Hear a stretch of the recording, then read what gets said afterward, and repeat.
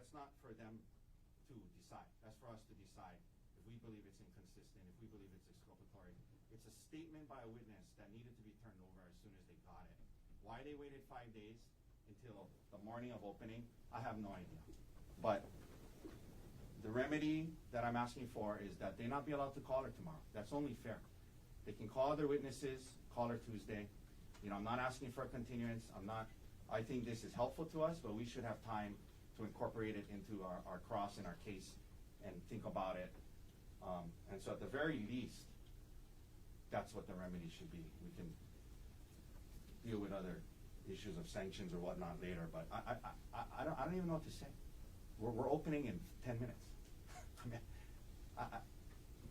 it'd be something if they if she said that to them this morning, 5 days ago. And not to mention, we've been here together for many of those 5 days. Well, I don't know, maybe there's a storm and all, but we were here together all day together yesterday. I mean, anyway. So that's the remedy I'm asking for. I'm not asking to delay opening. I'm not asking to delay the trial. But at the very least, they should not be able to call her until Tuesday to, out of fairness, give us time to deal with this. Mr. Barnum? Yes, Your Honor. So the state does conduct pretrial interviews of witnesses regularly. In our experience, oftentimes when you do that pretrial interview, things come up. Originally, when this statement was made, it didn't trigger anything in my mind that would be substantively different than her original statement to the police. And the part of that original statement was where she described the part of the trail where this happened. The order of events Mr. Otake gave is not exactly what she said in her statement. So this was consistent with that order of events in that she was trying to get past the defendant on that narrow section of the trail. And what I understood this statement to be was just an explanation, a further explanation of how she was getting past the defendant before he grabbed her. So that was my understanding of how it was similar or contained in her other statements. I was reviewing all the transcripts yesterday. I discussed with supervisor late last night and came to the conclusion, in abundance of caution, we should disclose this. So we did. It is not inconsistent with any of her other statements. It is an additional fact, an additional thing she told the defendant, an additional fact, but it's not something that makes whatever else she said not true. So it's not on its face inconsistent. It's not on its face exculpatory. I understand that defense will want to use it to impeach her just on the fact that the statement was not made prior. I understand that. But there was no malice or ill will with that. It was just, it came out in the interview. It didn't even cross my mind as something that was new to the point that it needed to be explained. I thought it was just essentially an explanation of something we already all knew. So that's the background on that one. I want to note that Mr. Otake mentioned he might need to subpoena Mr. Kili'ikuleole. He is already subpoenaed by the defense. So that witness has already been subpoenaed by the defense and I believe was in contact with the defense team. Lastly, the remedy that the defense asked for. My understanding of how the schedule would be working tomorrow would be the plan is to call Ms. Konig in the early afternoon, finish the direct, have approximately an hour for cross-examination to start on Friday, and then for cross-examination to continue on Tuesday. So I believe that we should still be able to put Ms. Konig on. There will still be opportunity to start the cross-examination. Defense will still have the weekend to discuss and use this disclosure. Overall, every time you interview a witness, there's always a chance that something comes up. This is one that didn't, when it happened, strike me as something that needed to be disclosed. After further reflection, in abundance of caution, we did. But that's the situation here. Thank you. Thank you. Councilor. Just very briefly, I mean, obviously, the fact that they felt the need to talk to a supervisor about it shows that, it was something that was on their mind. And let me just say how I think this played out, logically in their mind, right? They withheld it for 4 days, right? She's testifying, I don't know, tomorrow supposedly, and it occurred to them that she was probably gonna say this on the stand. And it occurred to them that, and I was gonna say, you've never said that ever before. In 4 interviews with the detectives, grand jury testimony, 252, you never said that before. And then it occurred to them, her response was gonna be, well, yeah, I did. I told the prosecutors that last week. And then they would be in trouble. So I think that's what happened when they're like, oh, it's not an abundance of caution to help us. It's because they realized that this was gonna lead to big problems. So the remedy of letting her do her direct tomorrow afternoon and we don't cross her to Tuesday, that's worse for us. That's not a remedy at all. That means, so that rewards them for this misconduct. So she should not take the stand until Tuesday to give us a chance to evaluate this, figure out how we want to use it in our cross, be ready to go as we listen to her direct, have time to talk to my client about it. And it's the least we can ask for and do under these circumstances, which, I know we're opening in a few minutes, and so it is what it is, but it's the least that we can ask for. I don't know. Anyway. Okay. Anybody want to add anything else? Just, no. Okay. Council, appreciate your thoughts. The court, I'm not clear on the true impact of these new statements of the complaining witness might be. And I don't think I need to get into it at this point in time. What I will do, though, given the situation that we're in, and to preserve our ability to proceed, I'm going to grant Mr. Otake's request to delay the presentation of Gerhardt Konig's testimony until next week. It doesn't sound like it's going to set us back that much in terms of trial, and it will give Mr. Otake and the defense team the opportunity to fully consider what might have been turned over recently, and we'll just start with her testimony on Tuesday. I Thank think you, that's Your a Honor. reasonable request. Thank you. Anything else we should take up before we have the jury come back in? I do have some concerns with some of the defense exhibits. I brought this up, but I would be listing those concerns for the court. Do we need to address that right now before closing, or? I mean, We'll before address it opening? before, I want to address it before any HPD witnesses testify. Sure. Were you gonna use those exhibits? I don't know which ones he's talking about. These are the body counts. Well,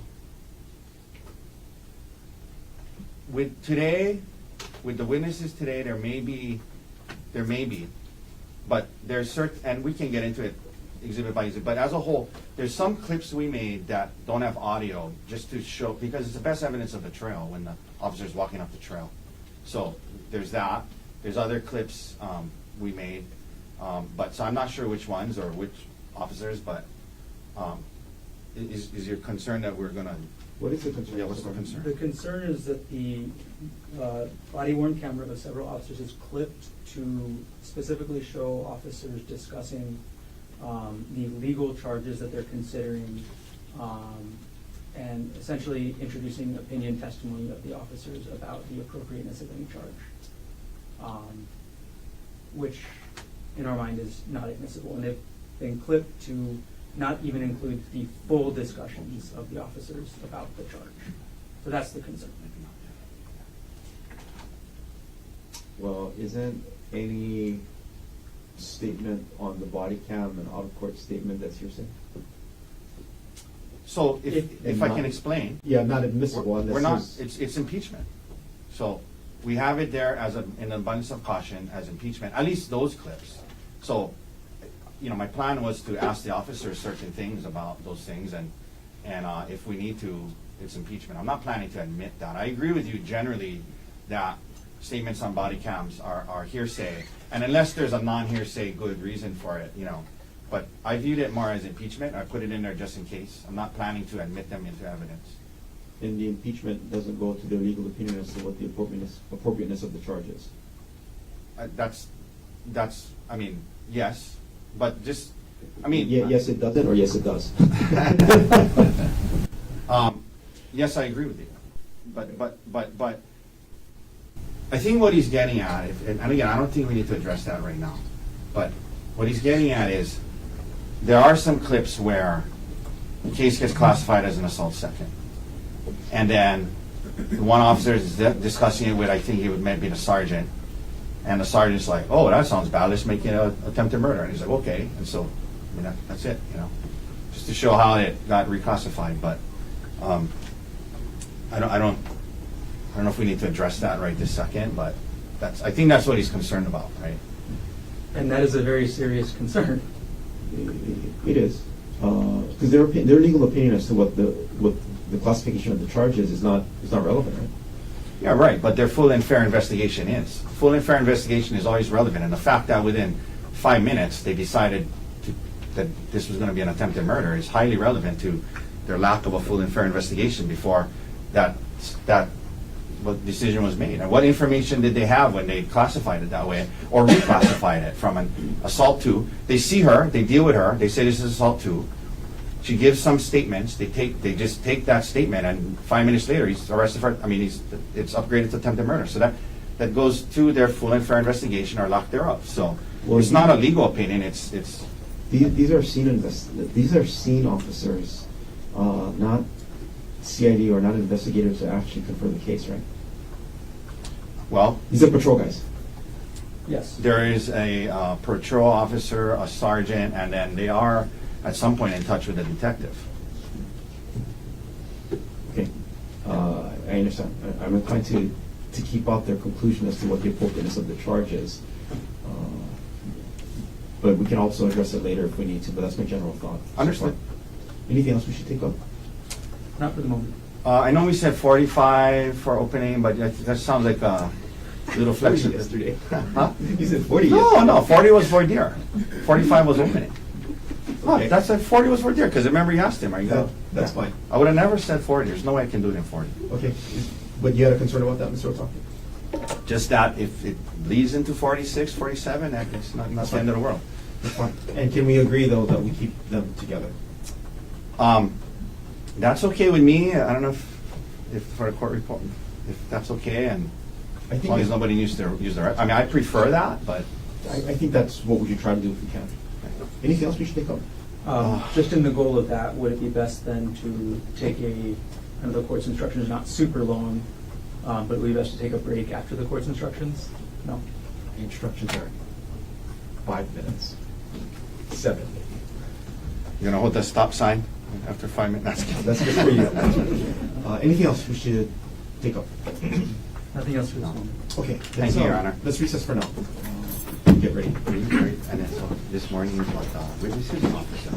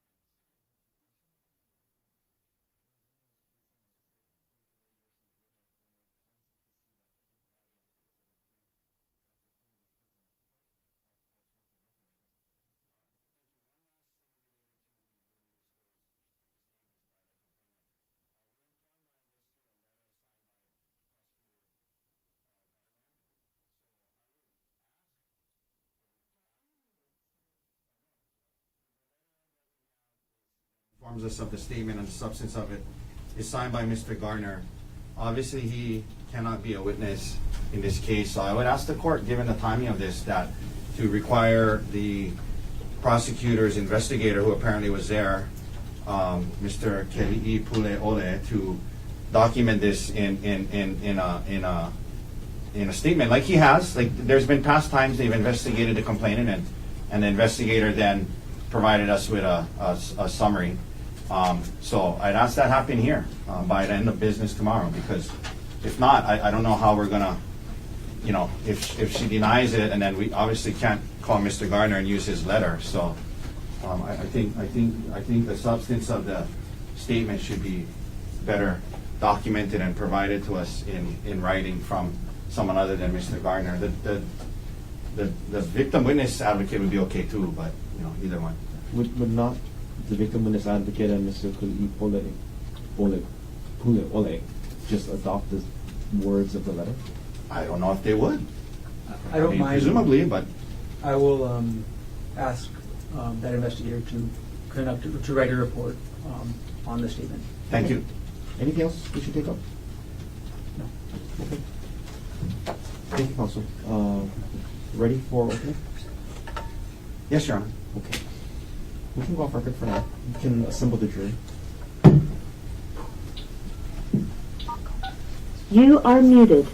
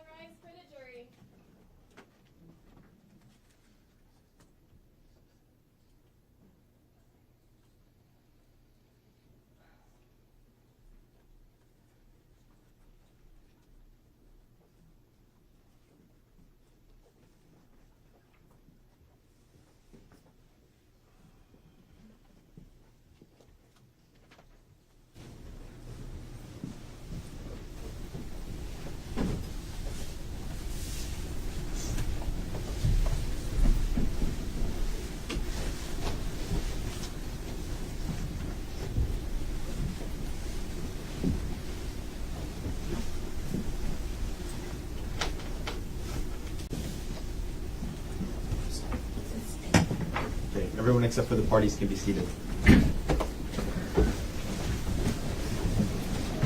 Calling case number 6, State of Hawaii versus Gerhardt Konig, 1 CPC-25-373 for further jury trial.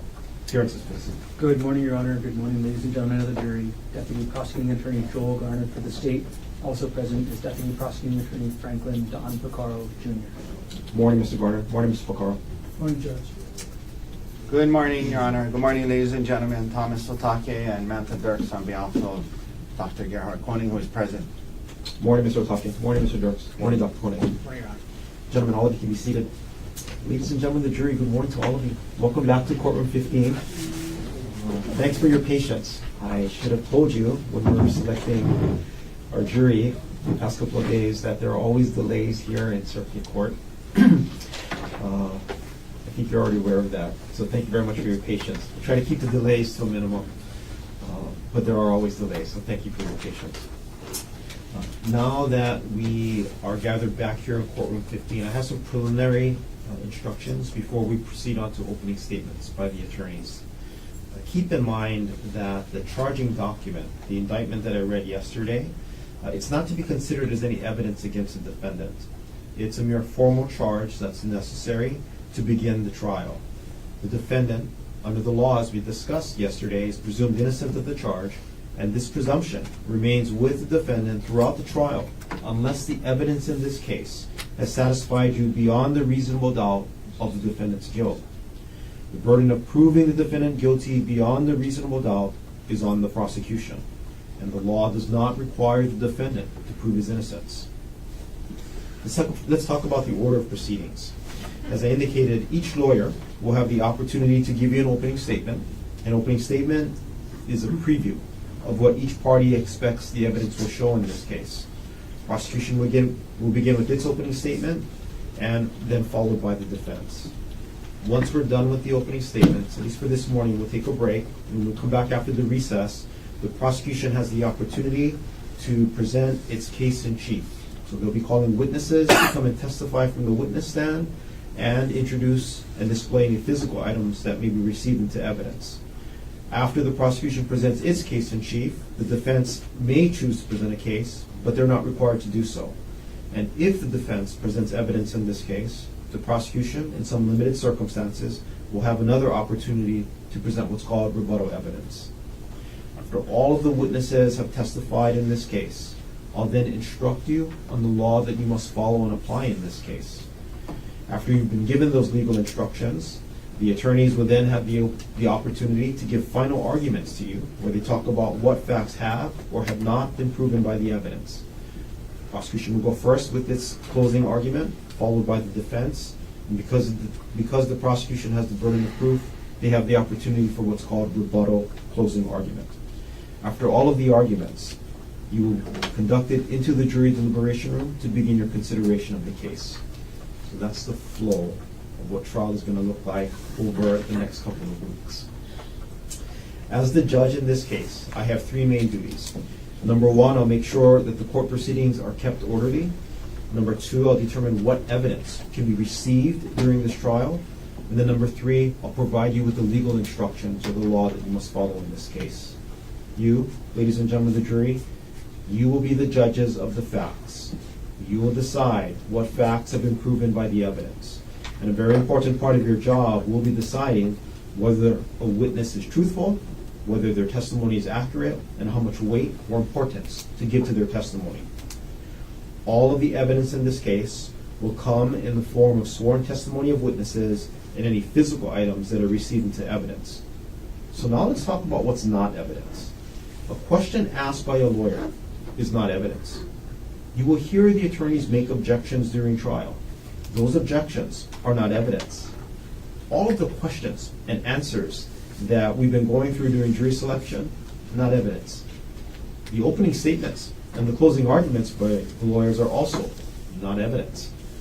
Sometimes you'll hear a witness testify, and I may strike some of the testimony.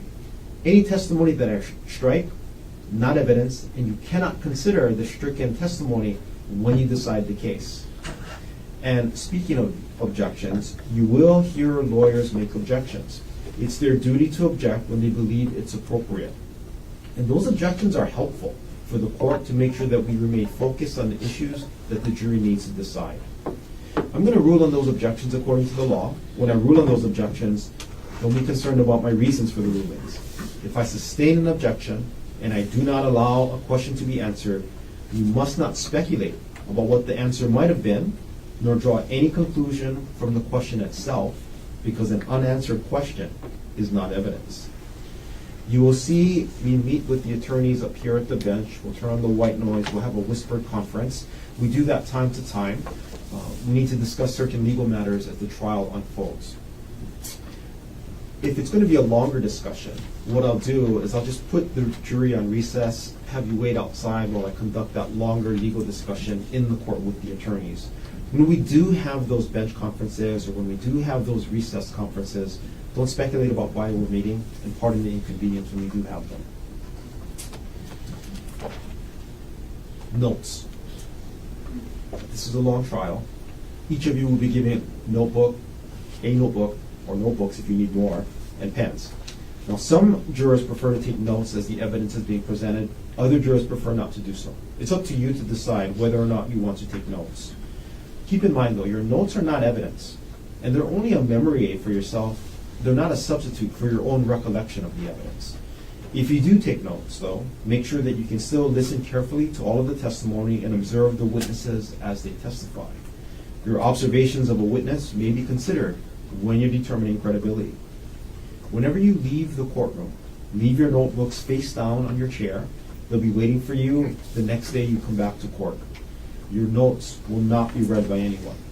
When you begin your deliberations, though, you're able to take your notes with you into the jury deliberation room.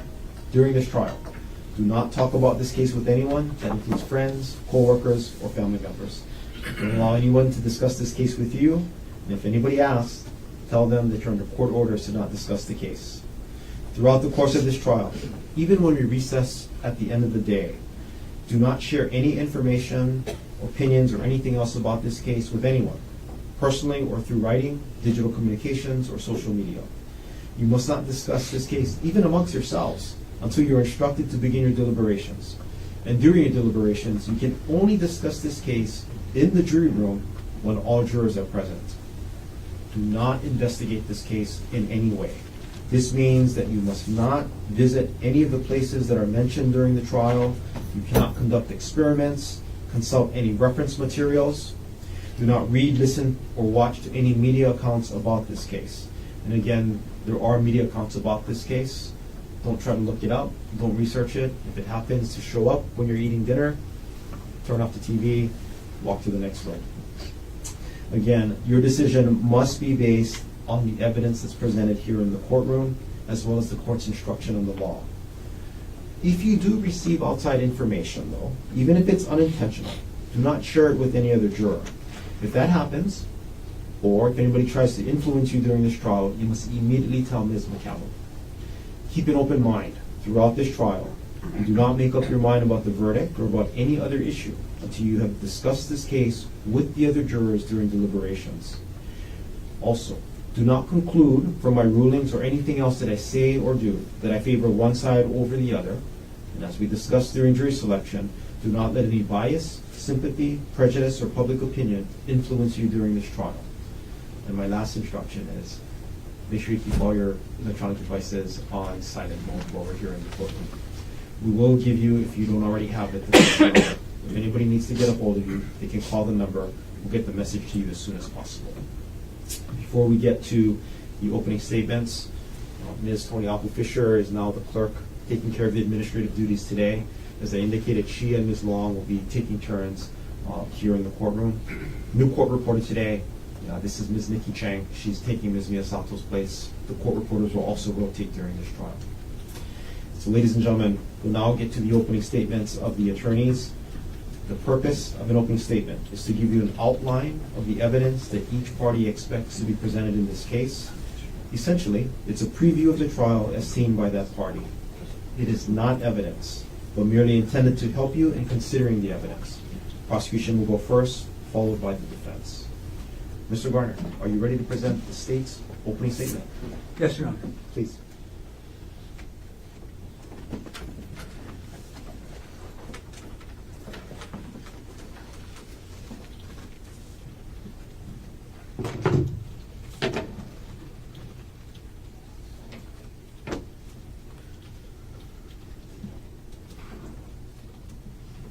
Help!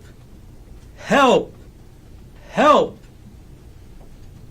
Those are the words that Amanda Morris and Sarah Bucksbaum heard as they were walking up the Palipuka Trail on March 24th, 2025.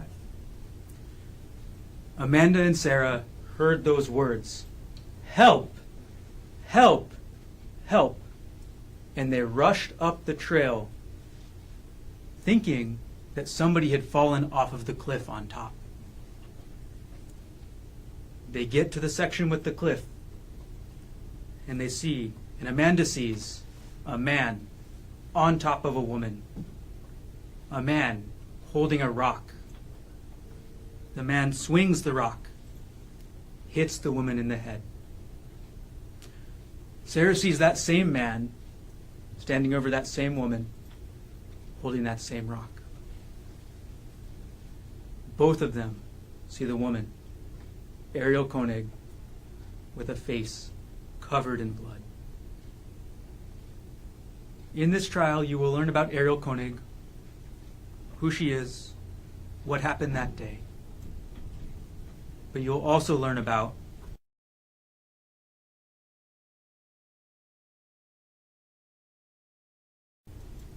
the man holding the rock, the man who hit her with that rock, Dr. Gerhardt Konig, anesthesiologist, Ariel's husband, and the defendant in this case. Now, Ariel and Dr. Konig, the defendant, normally don't live on Oahu. They're from Maui, where Ariel works remotely and Dr. Konig practices anesthesia. But that weekend, March 24th, 2025, just under a year ago, they came to Oahu for Ariel's birthday. Ariel's birthday, March 24th, the day this happened. It was actually Ariel's very first trip to Oahu. Her first time coming to this island. The defendant planned the trip. The defendant booked the tickets. The defendant booked the hotel room. The defendant planned the couple's activities. The defendant researched and planned the hike that he took Ariel on that morning. That morning, March 24th, 2025, around 10 o'clock in the morning, the defendant drives Ariel up to the Pali Lookout. They get to the Pali Lookout, the big tourist area overlooking the whole bunch of the windward side, and they get ready to go on the hike. The trailhead for the Palipuka Trail is in the bus parking lot of the Pali Lookout, so not where rental cars or other people park. It's on the other side, next to a set of bathrooms over a wall. So the defendant takes Ariel there, but when they get to the trailhead, they see other potential hikers. They see other people looking for how to start the trail. And Ariel wants to help them. She wants to help them find where the trail starts so that those people can hike up the trail. And she suggests that to the defendant. She says, why don't we show them where the trail is? And he tells her, no. He wants to hike with her alone. He doesn't want to help those people. He wants to hike with her alone. So, they don't go up the trail at that point. They go to the Pali Lookout. They go to the tourist area with the plaques. They go to the lookout, looking all over the windward side, and stay there for a few minutes, take photos, then go back to the trail. Now when they go back, there's nobody else. They're alone, and they start the hike together. They start the hike. It starts in a heavily forested area. You climb over a wall, you go past a sign, you start going up a hill. It's a steep hill, a lot of tree roots, but not a lot of brush cover on the very start. So they go up this hill, and they get to the top of the ridge. Once they get to the top of the ridge, the trail goes left. The trail follows the top of the ridge. On one side, the town side, there's a steep hill covered in forest, heavy brush on the ground. But on the other side, the windward side of the trail, sheer cliff, a several 100-foot drop, all the way to the bottom of the poly.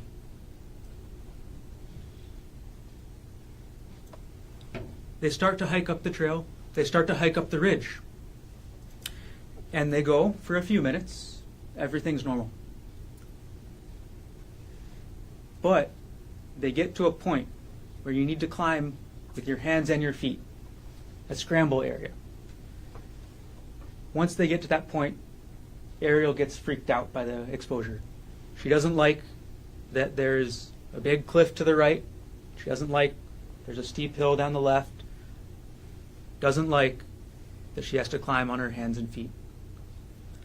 So she wants to turn around. And the whole reason of going to the Poly Puka hike is because there's a puka. Up the trail, there is a puka, a hole in the side of the mountain where you can look through the hole, take photos, where you can look out through the puka down at the windward side. But they never got there because Ariel wanted to turn around.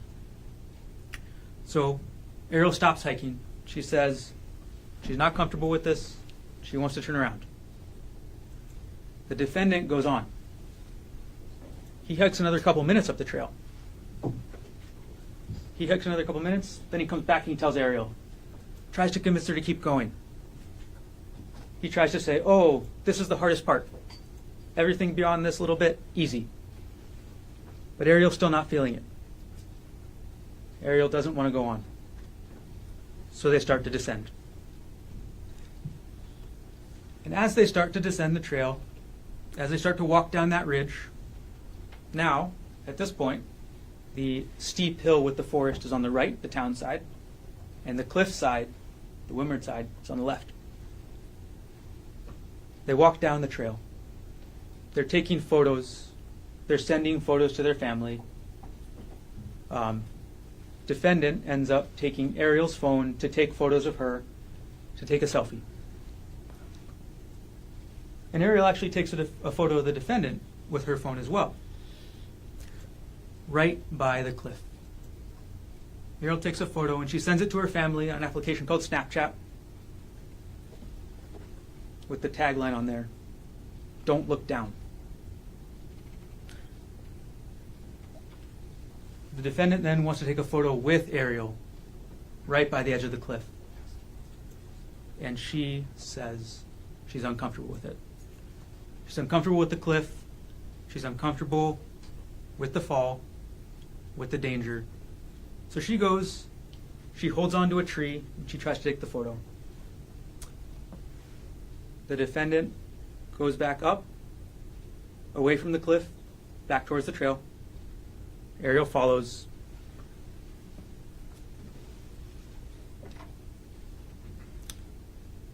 And then as Ariel's moving down the trail to safely get by the defendant at this narrow spot with the cliff behind her, the defendant ends up grabbing her by her shoulders. He pushes her backwards towards that cliff. Ariel goes to the ground. She goes to the ground. They start wrestling. They start struggling. They start fighting.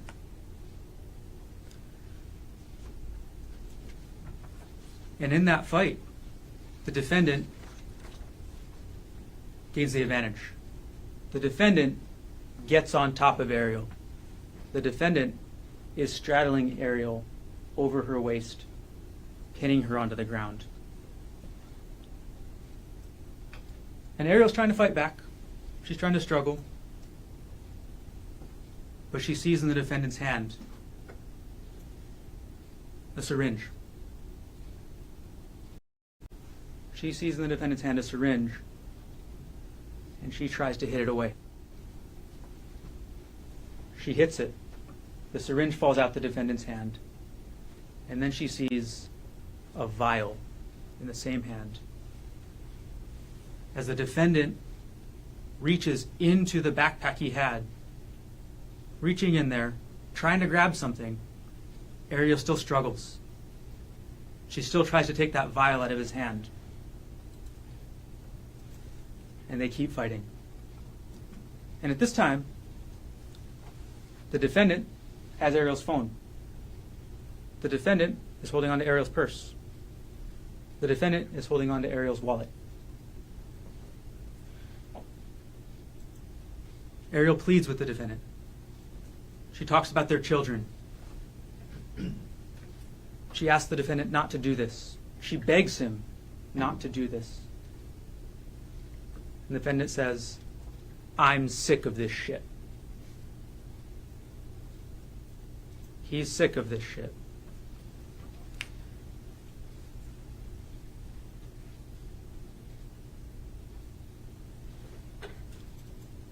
Ariel calms the defendant down.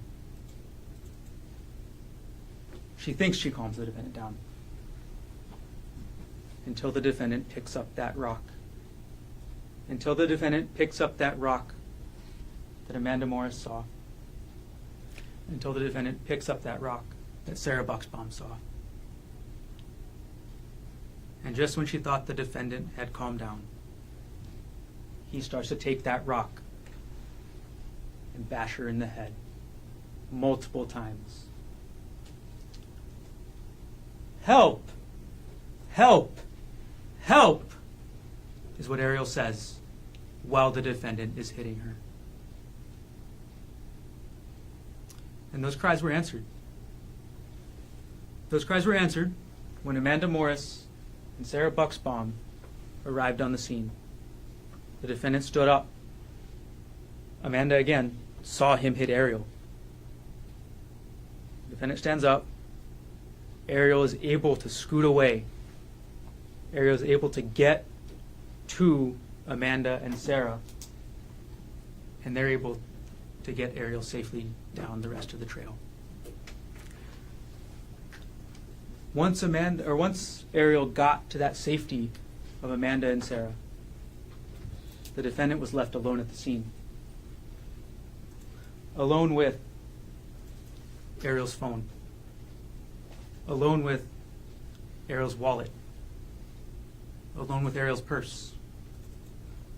Alone with the syringe. And alone with the vial. All those items, Ariel's phone, purse, wallet, the syringe, the vial, those were never recovered.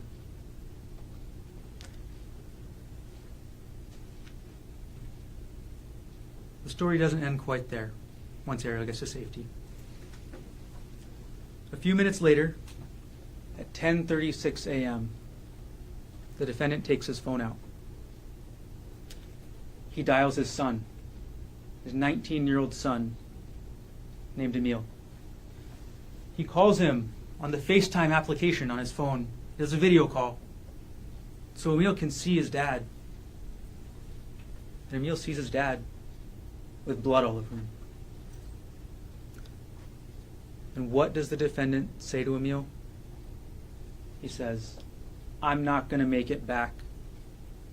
I tried to kill Ari, but she got away." That's what the defendant tells Emil. He doesn't just tell Emil that he tried to kill Ariel, though. He tells her why. The defendant tells Emil, "She's been cheating on me for the last 3 months, for the last several months." He gives his motive to Emil, and he explains his reasoning.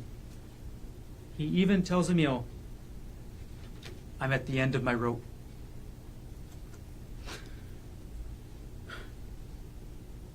An hour later, the defendant calls Emil back. The first question the defendant asks him, "Emil, did you tell anybody?" And Emil says yes. Emil says, "I told Judy and Peter Mast, Ariel's mom, and stepdad. Now, how does the defendant respond? He says he's going to jump. Emil tells him not to, tries to convince him not to, and the defendant ends the phone call by saying, "I got to hang up so the police don't find me." That phone call was at around 11:40 a.m. That's the last anyone heard of the defendant for the next 6 to 7 hours.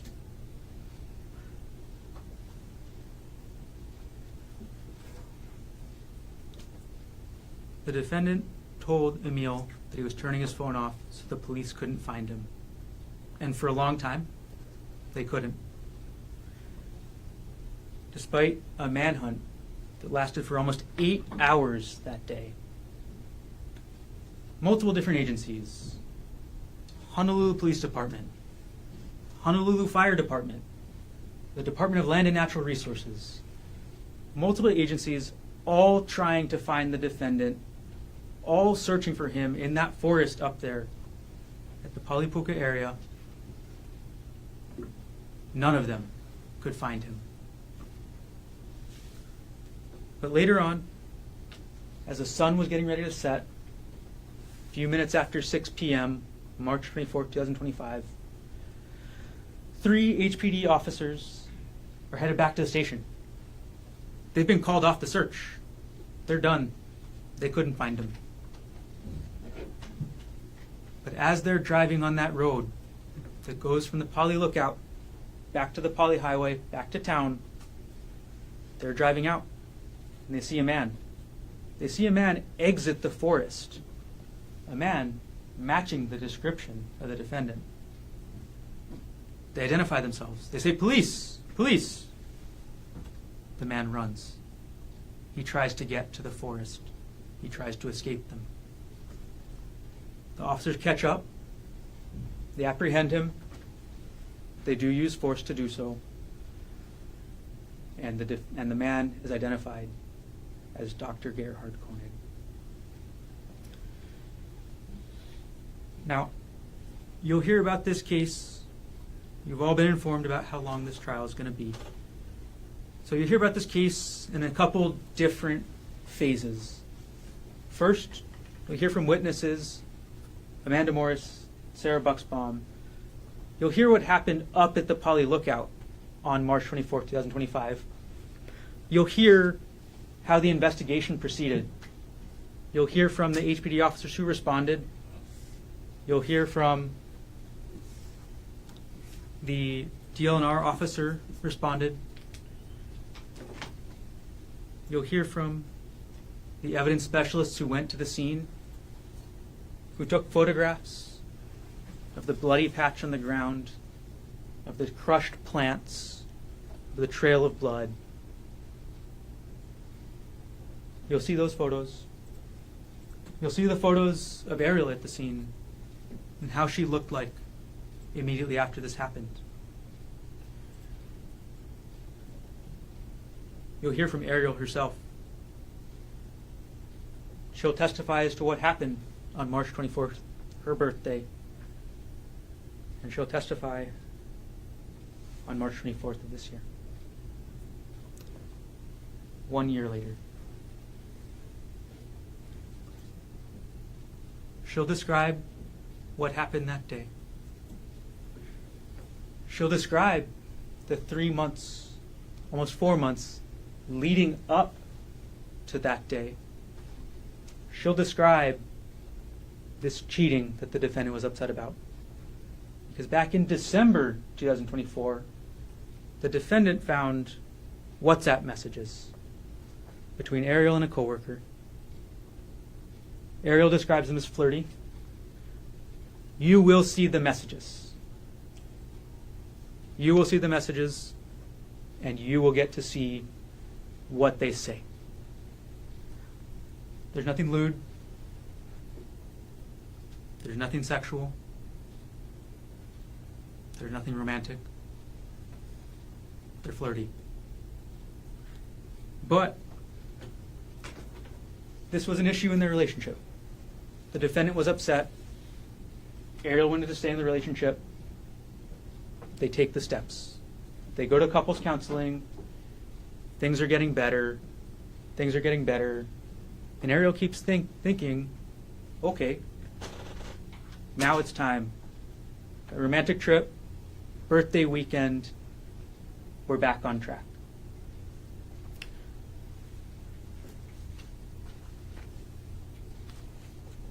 Lastly, Ariel will explain what happened after this incident. So after March 24th, what kind of injuries she had, what kind of effects they had on her. She'll explain, and you will hear testimony, that Ariel, after this happened, by several days, removed the money from a joint bank account that she shared with the defendant. You'll hear that Ariel removed that money, that she used it to pay the mortgage, that she used it to pay for the tuition for the children she shared with the defendant, that she used it to pay marital debt that they'd incurred, that she used it to pay the defendant's own credit card bills. So you'll see what Ariel did with that money. Okay. Beyond that, you'll hear scientific evidence in this case. There will be DNA testimony. All of the blood that was found on the trail was swabbed. All that blood was subjected to DNA testing. And all of that blood, through the DNA testing, shows an incredibly high likelihood ratio that supports it is Ariel's blood and only her blood. But not only the blood from the trail.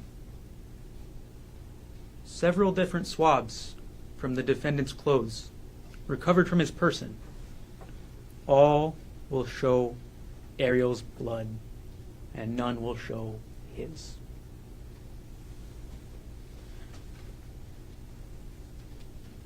You'll see the evidence that was collected.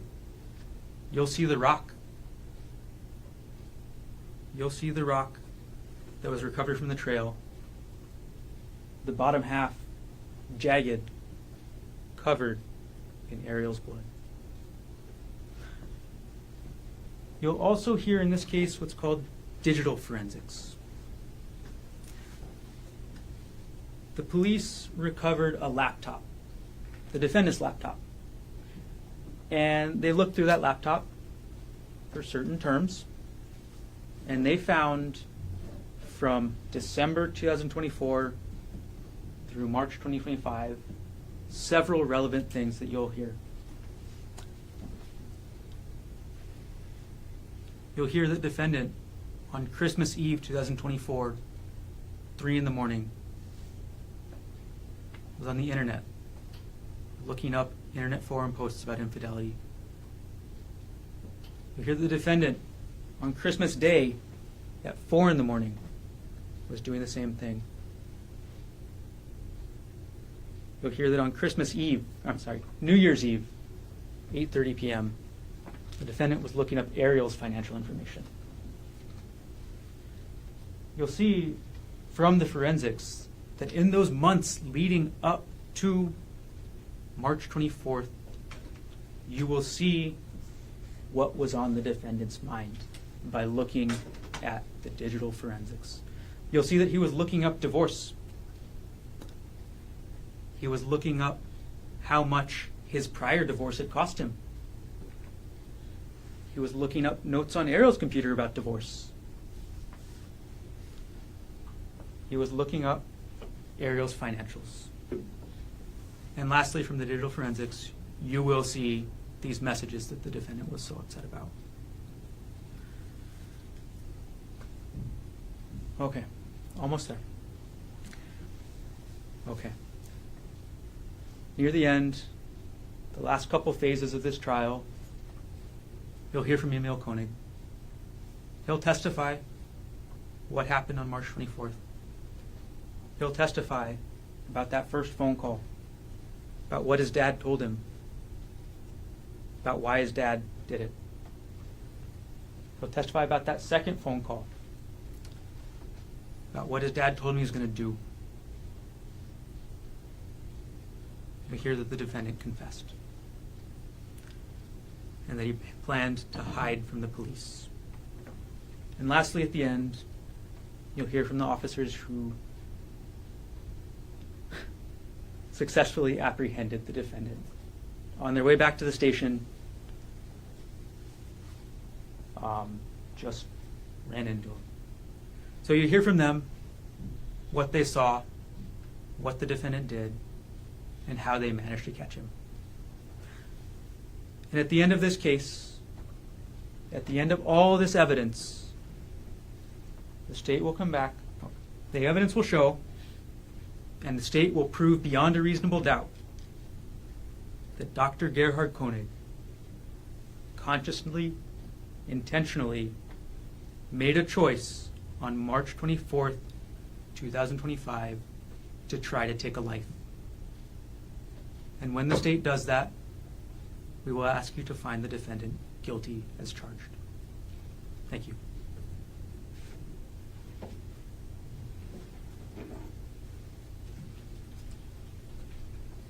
Thank you, Mr. Garner. Mr. Otaki, are you ready to present the defendant's opening statement? I am, Your Honor. Thank you. Please, Just a second to get set up here.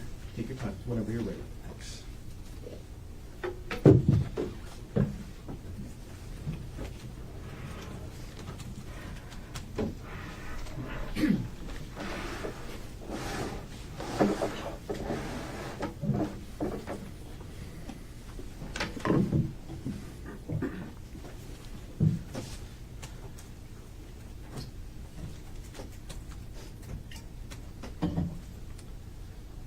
Ready? Please. Good morning, ladies and gentlemen. There are often two sides to every story, and it's only fair that we wait to hear both sides before we start to make up our mind. You just heard one side. You just heard one side. And this is my opportunity to share with you the other side. To share with you the full story, both sides. To share with you the complex human interactions between Gerhardt and his wife, and the complex human chain of events between December and March that resulted in him sitting here falsely accused of attempted murder. And the evidence will show he is falsely accused of attempted murder. And let me get one thing straight from the start. He never, ever confessed to his son on that phone call. The evidence will show that's not true. This is a long, complex human story. And I'm going to walk you through all the details of it this morning. However, the evidence will show that this story, this human story, can be summarized best in 3 words, just in summary, 3 words. Unfaithful, unwilling, and untrue. Unfaithful, unwilling, and untrue. Unfaithful. Ariel Konig was unfaithful to her husband. In the latter part of 2024, she engaged in an inappropriate relationship with a man she worked with, a married man named Jeffrey Miller, an affair. When Gerhardt discovered it in early December 2024, he was heartbroken. He was devastated. And he didn't know if they could come back from that. He didn't know if he could trust her again. He didn't know if he wanted to. But they both had a lot invested in this marriage. They both had moved to Maui. They had 2 very young boys together. And they thought they should try. Both of them wanted to try. But in order to try, there was going to be things that Gerhardt needed on a human level.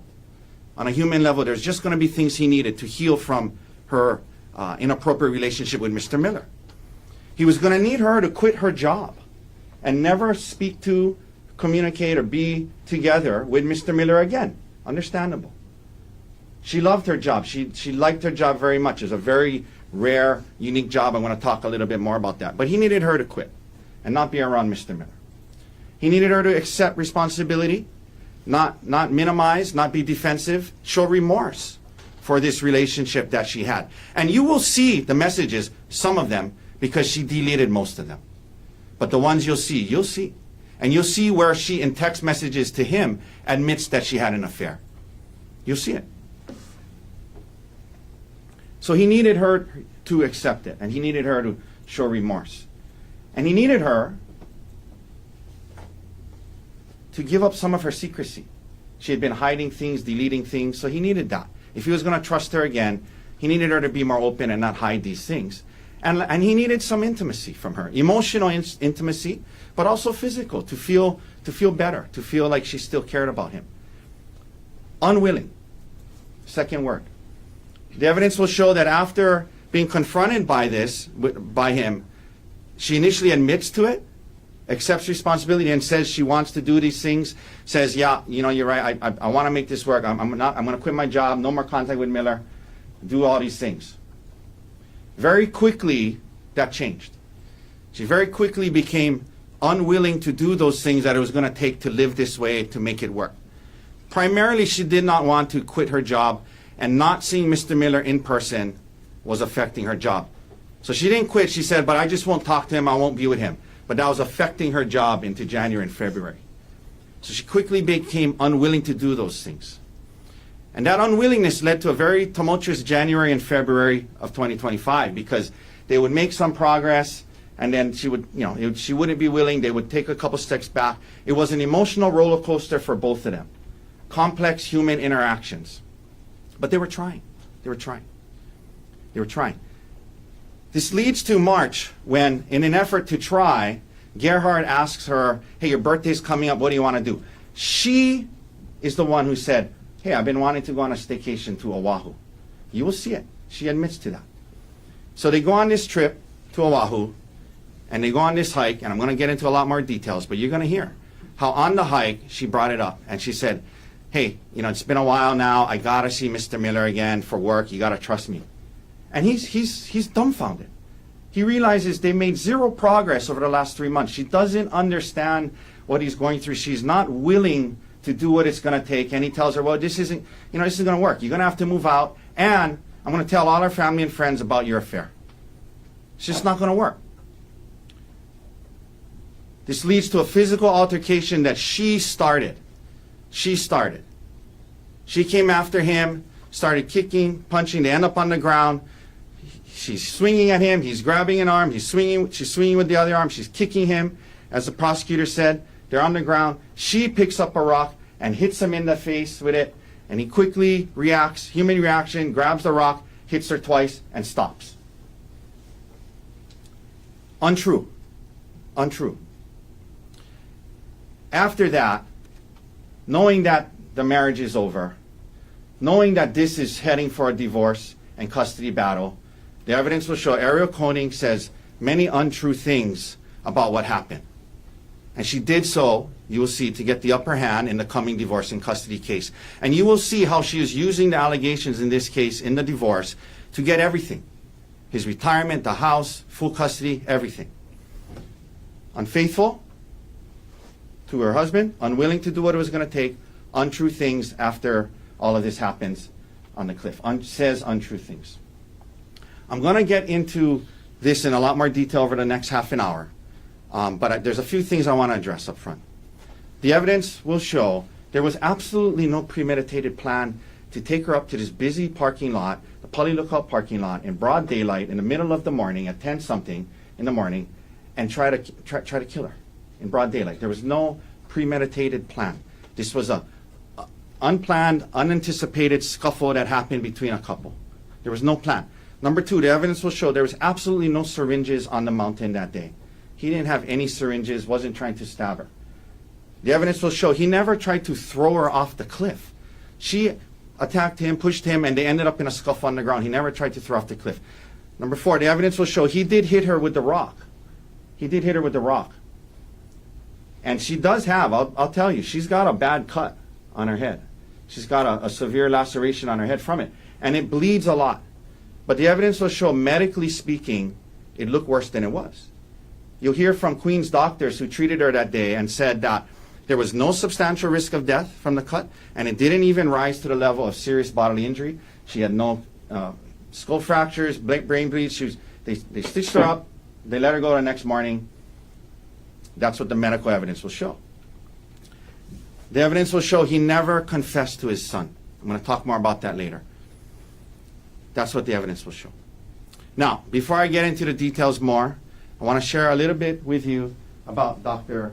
Konig, Gerhardt. 47 years old. He was 46 when this happened. He was actually born and raised initially in South Africa. His parents, Peter, his dad, and his mom, Anwil, flew in today. They were raising the kids. He has 3 siblings, 2 brothers and a sister. LaRue, Ruan, and Lisa, his siblings. At some point when Gerhardt was about 9th grade, they moved to San Diego. Just things going on in South Africa at the time. They wanted to come in a better situation. Gerhardt graduated from high school, went to college, UC San Diego, majored in bioengineering. Worked a little bit, went to med school. He got married young, his first marriage when he was 20 years old. He married a lady named Jessica Ray Patella. And they had 2 kids when he was relatively young, still in medical school. Ophelia, his older daughter, and then Emil. You're going to hear a lot about Emil. And he finished med school. He did his residency in anesthesiology and became board certified, was actually teaching as a professor. And sometime in his residency, his first marriage, they separated, they got a divorce. So he knows what it's like to get a divorce. You know, it's not ideal. He didn't want to do it again. But it wasn't a situation where, like, if, you know, he had to, I'm going to kill her if I can't be with her. No, he's been through it. So they separate, and from his first wife. When it's time for him to start dating again, he goes online and uses dating for a couple of free dating apps. It didn't really work out, so he paid for a subscription to eharmony.com. And at some point, Ariel Konig reaches out to him, and they go on a date at a bar, and things progress from there. They get married in 2018. They have their first son. Olin is born in 2020. And they're living in Pittsburgh at the time. He's working, she's working. And they wanted to find a safer place to live. There was a lot of gun violence in the area. It was important to them to find a safer, maybe warmer place as well. And they fell in love with Maui. For those reasons, they fell in love with Maui. It was going to be a hit to their careers, though, because especially her, what she does, nuclear engineering, and she works on these big nuclear energy projects.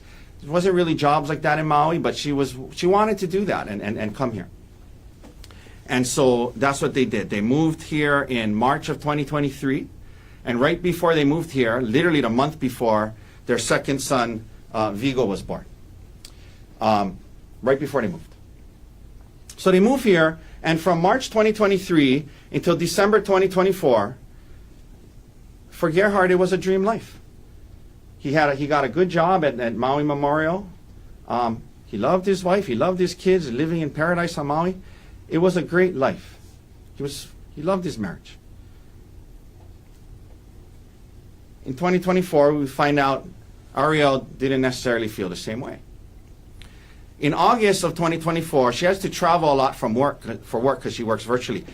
In August of 2024, she goes on a trip to South Africa with Jeffrey Miller. And Gerhardt knows about it, but he has no reason to be concerned. He's not really worried about it at all. She comes back. In October, the family, they go on a trip to Kauai for Emil's birthday. And for the first time, he starts to see some red flags. He overhears her talking on the phone to Mr. Miller, which is supposed to be a work call, and it just didn't sound right. It was overly flirty. It was the way someone in a relationship would talk to another, and it bothered him. But he said, maybe, I'm not, it's weird, but, Things progress in November and December. He keeps seeing these things. When he walks in, she's texting somebody, she hides her phone, and he starts to, a lot of red flags. So he goes into detective mode. And in early December, when she's sleeping, he logs onto her phone, and she's not text messages, not emails for work. She finds a WhatsApp message thread between her and Miller. And it was more than flirty. It was very, very concerning. It was inappropriate. And what concerned him a lot is it was clear she was deleting a lot of it. So he's really, really worried. Really worried. He stays home the next day, and now he uses his computer and he logs onto WhatsApp, and he's able to log into her WhatsApp, and he sees live the communication throughout the day between her and Miller. And it was clear what was going on between the two of them. And he'll tell you about what he saw. Knowing now that she was in this inappropriate relationship and this affair with Mr. Miller, he was heartbroken. And he didn't know quite what to do. So a couple of days go by, they had a trip planned to San Luis Obispo, and he ends up confronting her about it there. She's immediately apologetic. She says she admits to it, and they have, you know, it's hard. It's a lot of tears, a lot of crying, a lot of working through it that weekend. They don't know what to do, and he was telling her, I don't know maybe you should move out. Maybe you should move out. And by the end, they agree. Okay, you're not going to move out, but you know these are the things that he needed, right? And we talked about that. And he shared, you know, with her, she needed to quit her job. She needed to not see him anymore, and all the things that I talked to you about earlier. They get back to Maui, and she actually starts looking for a new job. You will hear that there's no other job like hers. And she quickly realizes she wasn't willing to give that up. She wanted her career mattered to her more than doing what Gerhardt needed to stop working with this man. Now, January and February, like I said, a lot of emotional roller coaster, working on it, making progress, realizing she's not really, she starts minimizing, she starts bringing up things he should have done differently. They end up in counseling. The counseling's about other things as well, and they're making some progress. It's kind of like one step forward, two steps back, but they're still trying. And this comes to the March trip that I talked to you about. Now, he does suggest, let's do something for your birthday. She says, why don't we go on a trip to Oahu? This was not some big plan of his to get her to Oahu, the more crowded place, and try to kill her in broad daylight. Okay, that's the evidence will not support that. They came here for her birthday. The first night, I think they get here on a Sunday. They have a good day. They go to the spa together. You'll see some photos from the trip. They're enjoying themselves. They go to dinner that night. Next day is her birthday. They wake up. They go downstairs. They get coffee. The plan was they were going to go on this hike. She knew about the hike. They researched it together before coming here. She packed her hiking stuff. It was something that she was excited about. And then after that, they were going to spend some time at the pool. And you will see the reservation from Fett Restaurant that he made for dinner that night. You will see it. He had dinner reservations for Fett that very night when apparently he had a plan to throw off a mountain that day. There was reservations at the restaurant. So that was what the day was supposed to be. You'll hear they start heading up to the mountain. And that morning, you'll hear about some life insurance issues. You'll hear that after this affair and all of that, as a way to kind of commit, he wanted to increase his life insurance for her. He wanted to increase his for her. So you'll hear he took the steps to increase his life insurance to $1.5 million. And it came in two stages. The million got approved about a week or so before, and that morning, the second half of that got approved. And you see on the document, he made her the sole beneficiary.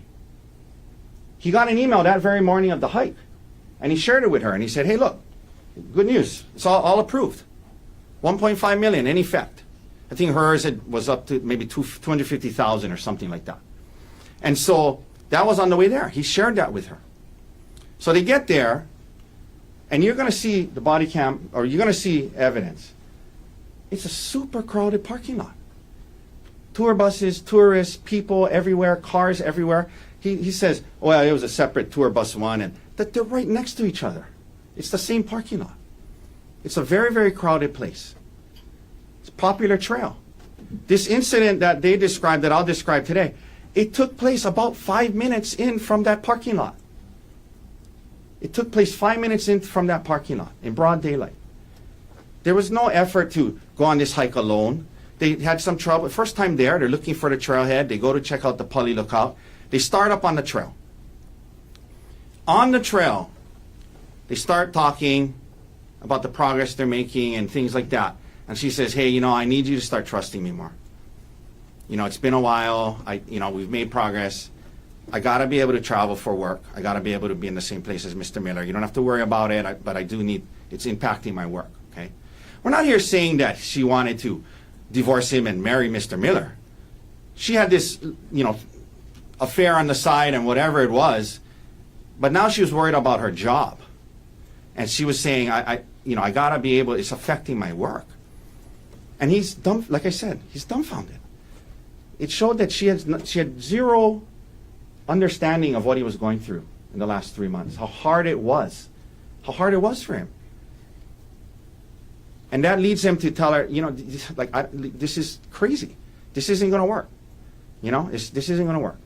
And you're going to have to move out, and, you know, people are going to ask why, and I'm going to tell them why. Because of your relationship with Mr. Jeffrey Miller, your co-worker. Of course, she's upset. And this is very important. You will hear this from her. At that point, she says, I don't want to go on this hike anymore. You know, understandably, they're in a big fight, right? But they're 5 minutes in from the parking lot. You'll see it's not very far up. It's not sheer cliffs on every side when you're walking up there. There's bushes and, you know, they're 5 minutes in. And she says, I don't want to go on this hike. Very important. He says, okay, well, fine. I'm going up on my own. And he leaves her there and continues on. That will be undisputed. Leaves her there. Equally important. He goes up a little bit, 5 minutes in, and he's like, this is ridiculous. I'm not going to go on this hike. You know, it's just forget it. Let's just go back to the hotel and just, you know, go home. He comes back down, and she will tell you this, undisputed. He gets there, and he says to her, oh, you're still here. I thought you were going back to the car. The evidence will show he had no plan to take her up there and kill her.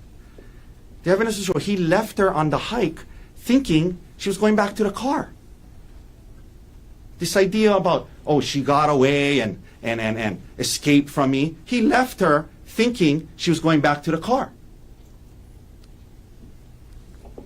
This is not some fight over not wanting to take a photo in the right place. He gets back down there, and she's acting different, and she's acting very differently. You'll hear about it.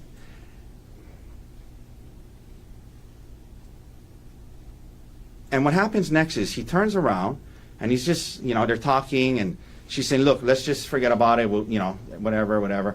He's looking out over towards the cliff area, and he feels a shove from behind. And he turns around, and he says to her, what the hell was that? And it felt to him that she tried to push him towards the edge. And he turns around, and he says to her, what are you doing? And she starts screaming. However he said it, help, help, help. She starts screaming. And she's backing away after pushing him, and she's yelling, help, help, help. She's not saying he's hitting me, he's killing me, or anything like that. You'll hear from the witnesses. They thought somebody fell off the cliff. And he's turning around, he's saying, what are you doing? Why did you push me? And he's walking towards her, and she's yelling, help, help. And he puts his hands on her to calm her down, and she starts swinging. She starts kicking, he's grabbing her, ends up on the ground. This scuffle was unplanned, unexpected, and escalated quickly. They're on the ground. I described what happened. She's punching him, she's kicking him, he's on top of her trying to stop, hits him. She tries to grab that arm, hits him with the other arm, kicking him. She picks up the rock and hits him with the rock on the side of his head.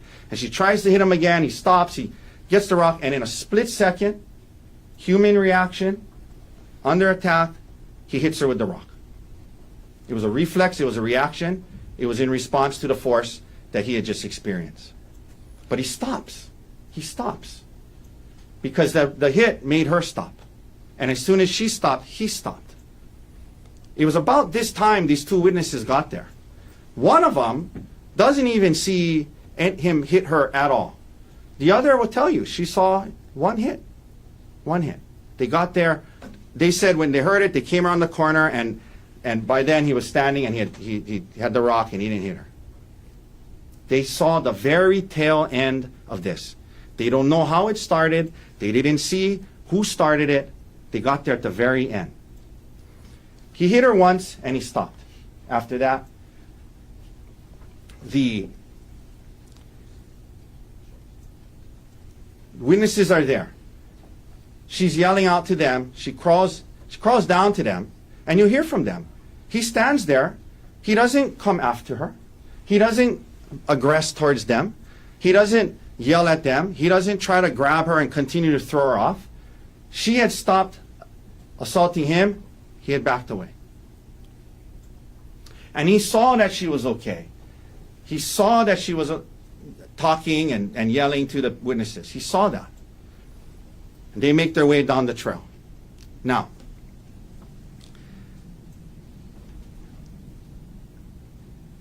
the ambulance comes. There's a lot of blood because you'll hear that part of the head. The scalp, it bleeds a lot. They take her to Queens, and you'll hear when they get there, because she was not in any type of critical condition, she never lost consciousness or anything like that. The ambulance has to wait outside for 20 to 30 minutes or more because of triage, because there's more serious patients. So they're sitting in the ambulance waiting. Okay. She eventually tells the police detective that he wanted her to take a selfie. She didn't want to. And he said, I'm sick of this shit. And he grabbed her, tried to throw her off the cliff, picked up, had some syringes, which apparently she says she can just flick out of his hand. And then she tells the detective he beats her with the rock 10 times with all his might. Over and over and over and over again. I know that wasn't 10, but you get the point, okay? Over and over again. She says 10 times with all his might. He beats her with the rock. You will see photos of it. You will hear from the medical experts in this case. 2 from Queens, and we have a forensic pathologist who will talk to you about that. The physical injuries, while the laceration is significant, is inconsistent with being hit in your head 10 times with all your might. She had no skull fractures, no brain bleeds, no orbital fractures. She never lost consciousness. The 2 doctors said there was no substantial risk of death. They said that it wasn't serious bodily injury. And she went home the next day. I'll be the first to tell you, the photos you're going to see are graphic. There is a bad laceration from the hit from the rock. You'll see it. You'll see it. There's a bad laceration. But you'll hear, medically speaking, from the medical doctors in this case, it's not as bad as it looks. You're going to see there's blood everywhere because you'll hear that area, a lot of blood vessels, there's blood everywhere. She never loses consciousness, no risk of death from the injuries, stitched up, went home the next day. And it was a rock. He hit her with a rock in response to her hitting him. So, meanwhile, Gerhardt's up on the mountain. And this is important. Okay, you're going to hear a lot of evidence from him, what was happening, going through his mind. This is, like I said, the evidence will show this is a human story. Okay, human story. He's stunned about what happened. He's in shock.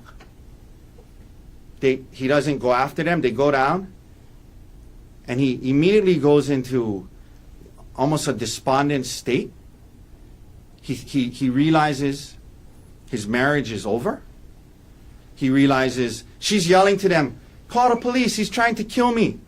He realizes his career could very well be over. He saw that she was hurt. And you hear, he was disappointed, he was remorseful, he was upset about the whole incident. He never wanted it to come to that. He never wanted her to be hurt. And he was disappointed in himself that he reacted that way, the way he did. He was remorseful that he reacted in that split second.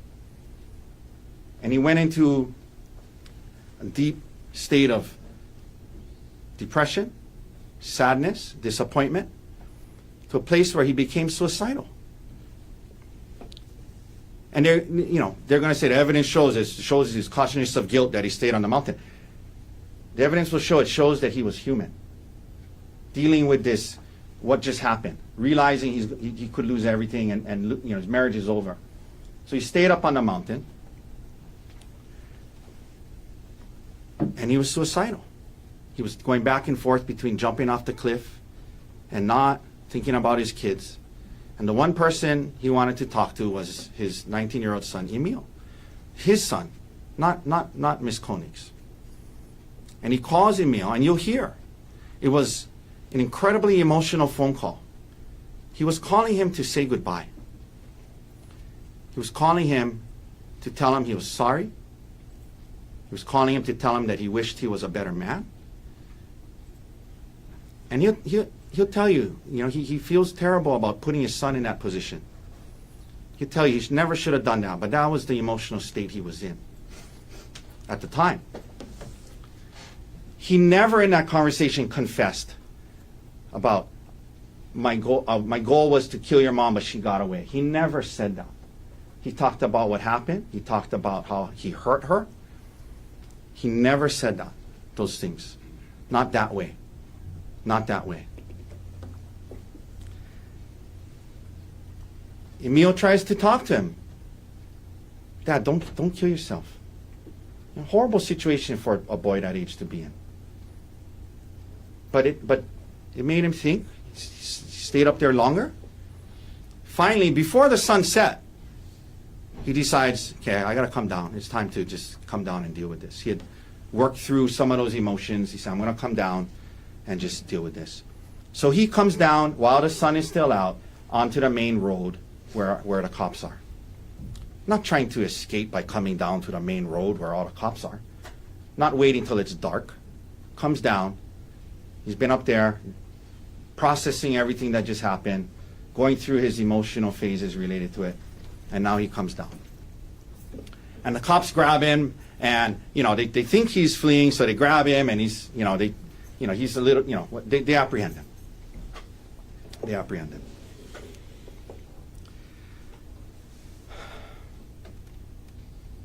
He'll tell you, he feels awful that she got hurt. And you'll see it. I'm telling you, there's blood everywhere. There's a big gash.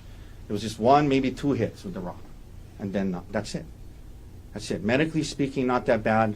Visually, the photographs look horrible. Just letting you know. But you hear from the doctors. It was not life-threatening. It was not serious bodily injury. They stitched her up. 3 days later, she leaves the hospital. 3 days later, she logs on. He mentioned it. She gets an attorney within a day or two. Someone who's attorney specializing in criminal defense, TROs, things like that. He gets an attorney. She gets an attorney. 3 days after this incident, she goes onto their joint accounts, moves $130,000. It's primarily his money without his permission. She's in touch with her attorney. They file a restraining order against him. The hearing's coming up. She knows she has to take the stand, testify under oath. Instead of take the stand, testify under oath, be cross-examined, she dismisses the restraining order against him. Shortly thereafter, you'll hear that she files for divorce. And you hear how even as recently as last week, her and her attorney that she signed off on this files something saying, because he attempted to kill me, I should get full custody of the kids, I should get the house, I should get half his retirement and keep mine. Things that she would never get absent these allegations. Just last week.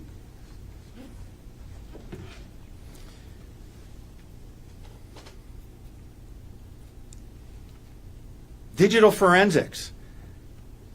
They got good guys that work there. They went through his entire computer, every last search. They were looking for searches like kill, wife, dangerous, hike. They didn't find any of that.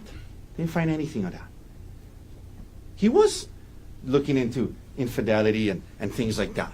He was trying to process it. You'll see how she was as well, listening to audio books about affairs and things like that.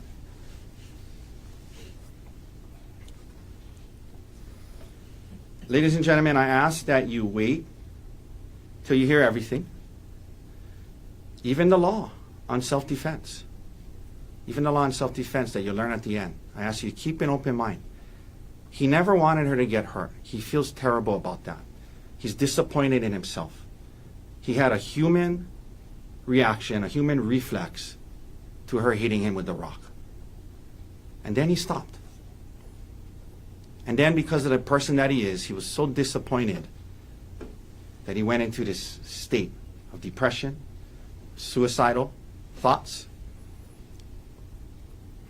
And that's why he was on the mountain.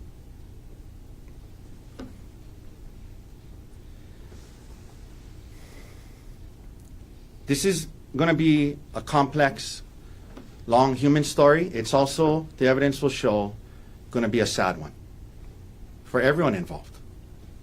For Ms. Konig, their kids, and for Gerhardt. But it's not a simple story. The evidence will show it's not so simple of she had an affair, therefore he had a motive to kill her. The evidence will show human life, human emotions, human interactions are often much more complex than that. So I ask that you keep an open mind, listen to this entire human story, use your logic, reason, and common sense. She said he was trying to load the syringe in the middle of the fight. The evidence will show if he had a plan to use syringes, you think he might have it loaded ahead of time. They mentioned the things that were missing, the syringes. The evidence will show the rock is found right there. Right there. The evidence will show if somebody's going to hide evidence, they'd hide all of it. There was no syringes on the mountain, no attempt to throw him off a cliff. The witnesses got there at the very end. They did not see who started it or how it started.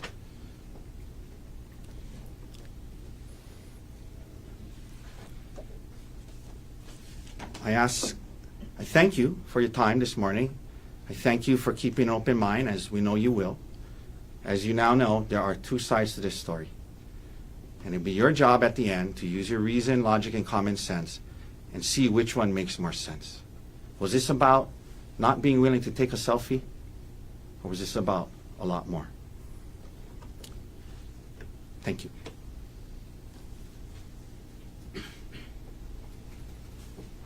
Thank you, Mr. Otake. Ladies and gentlemen, let's take our first morning recess. Let's take a 10-minute recess. Ms. McCallum will collect you just after 10:40, and we'll come back into the courtroom. We'll begin the presentation of evidence. All right.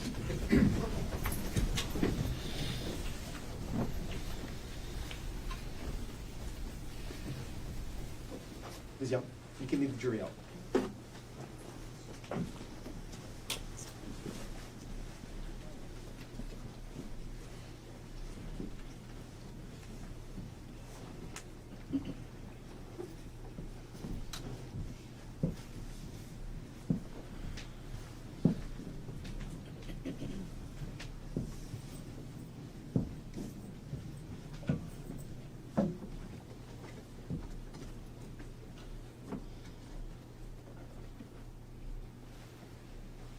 Okay, counsel, 5-minute recess. Could we maybe take 10? Sure. Thank you.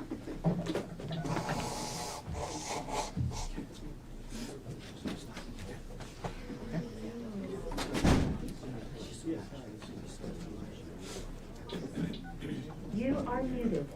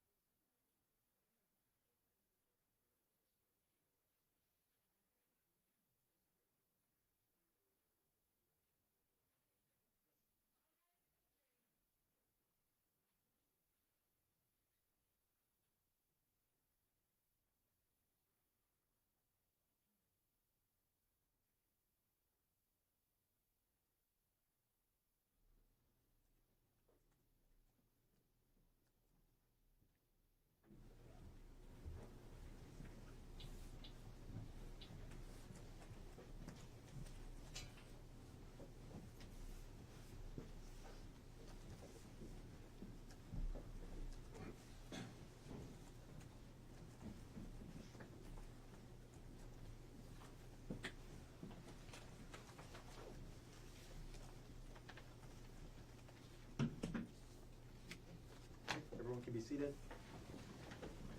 Resuming with case number 6, State of Hawaii versus Gerhardt Konig, 1 CPC-25-373. Dr. Konig is present in court with all 4 counsel of record. All jurors are back in the courtroom. Ladies and gentlemen, thanks for your patience. Again, welcome back to courtroom 15. Before I call on Mr. Garner to begin his presentation of the state's case in chief, each of you, as I indicated earlier, you have a notebook and a pen. You're free to take notes if you want to. You're also not required to take notes. They're there for your convenience. Again, it's just a memory aid for you. Also keep in mind that if you do take notes, please make sure you're still able to observe the witnesses as they testify. Mr. Garner, are you ready to present the state's case in chief? Sorry, Your Honor. Are you ready to present the state's case in chief? Yes, Your Honor. The state calls Amanda Morris.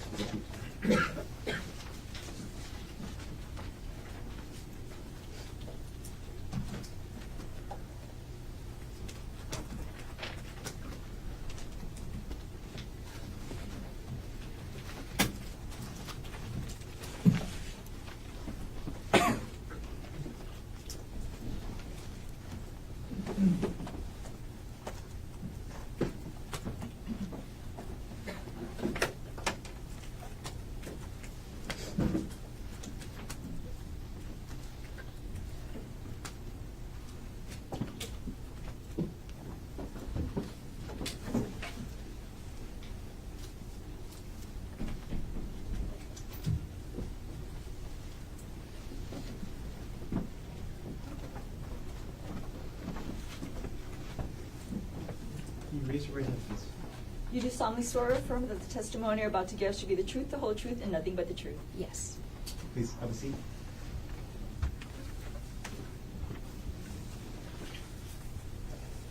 Whenever you're ready, Mr. Garner. Good morning. Hi, good morning. First things first, can you please state your name? Amanda Morris. And Miss Morris, what do you do for work? I'm an adult ICU nurse Where is that? at Kapiolani Hospital. All right. Jumping right into it, Miss Morris, I'm going to ask you about an incident from March 24th, 2025, around 10:20 a.m. Do you remember that incident? Yes. Where were you at that date and time? I was at the Poly Outlook about to do the Polypuka hike with a friend of mine. And who was the friend you were with? Her name is Sarah. And what trail were you guys hiking? The Polypuka Trail. Can you describe the Polypuka Trail? Yeah, it's pretty steep when you start. It's pretty wooded. You kind of get up to a clearing that has a ridge that kind of drops off. And if you keep going up, there's a little hole in the rock. It's the hole of the puka. Yes. Had you ever done the hike before March 24th, 2025? Yes, I have. About how many times? Maybe a handful. And you mentioned somebody named Sarah. Who is Sarah? Sarah's one of my friends. Where is she from? She's from Canada. All right. On that date, March 24th, 2025, did you make it all the way up to the puka? No, we did not. Okay. And then can you tell us a little bit about if there's any hazards to the trail? It can be pretty hazardous. Whenever you get up to the ridge, it's pretty narrow, and it has a sheer drop-off. Okay. Using town and windward side as directions, which side is the drop-off? The windward side. Okay. And what's on the town side? Kind of brushy. I've never tried to get down. It's not hard. All right. And just to be sure, is the Poly Lookout and the Polypuka Trail both on the island of Oahu? Yes. So what happened when you and Sarah started hiking up the trail? We were a couple minutes in, maybe midway between the start of the trail and kind of where the ridge is at, and we started hearing someone scream for help over and over again. And what was the person screaming? Just help me, help me, help me. Were you able to recognize the gender of the voice you heard? Yes, it was female. So you hear a woman's voice screaming, help, help me. What did you think? We thought somebody had fallen. It's not uncommon for someone to fall because of the ridge being so steep and narrow. How big is the cliff there? I don't have an exact number, but it's pretty far down. So when you and Sarah heard this screaming, what did you do? We quickly got to the top just because we were worried someone was in danger. And when you got to the top, can you describe the area you got to? Yeah, whenever we got to the top, we could immediately see kind of over into the valley, and that leads to the left, which is the little trail. And, okay, so you get up to the ridge, up to this part of the trail. Do you see anybody up there? Yes, whenever we turned the corner to the left, we saw a man and a woman. Okay. What was the position of the woman? She was laying on her back. What was the position of the man? He was on top of her. Okay, when you first got there, did you see the man doing anything? Yes, he was hitting her with a rock. Can you describe the area of the trail where you saw the woman on her back and the man hitting her with the rock? So whenever you kind of turn the corner from like a little ridge section, there's like a little grassy area where you can kind of overlook into the valley. Okay. When we say overlook, what are we overlooking? Just a steep drop off into the windward side.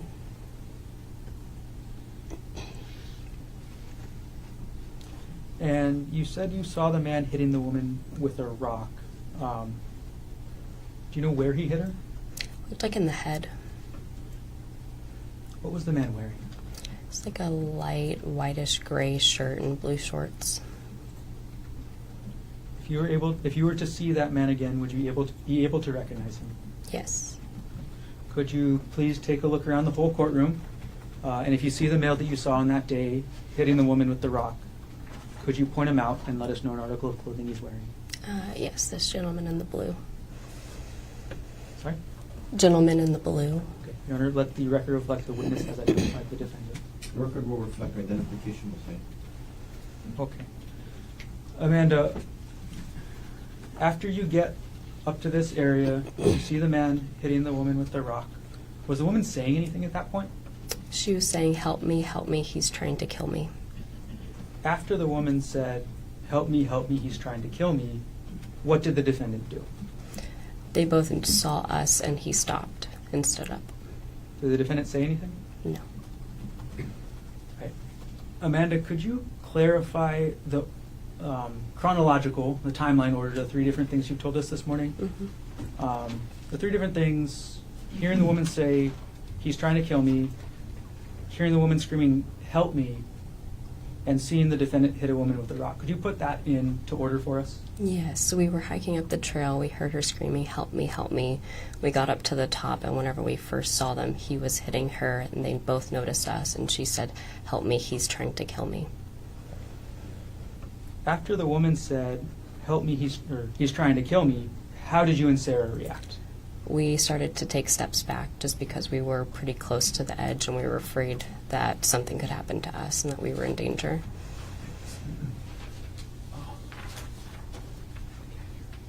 Sorry. Ms. Morris, could you maybe drag the microphone a little bit Yeah. close to your mouth as well? Thank you. Mm-hmm.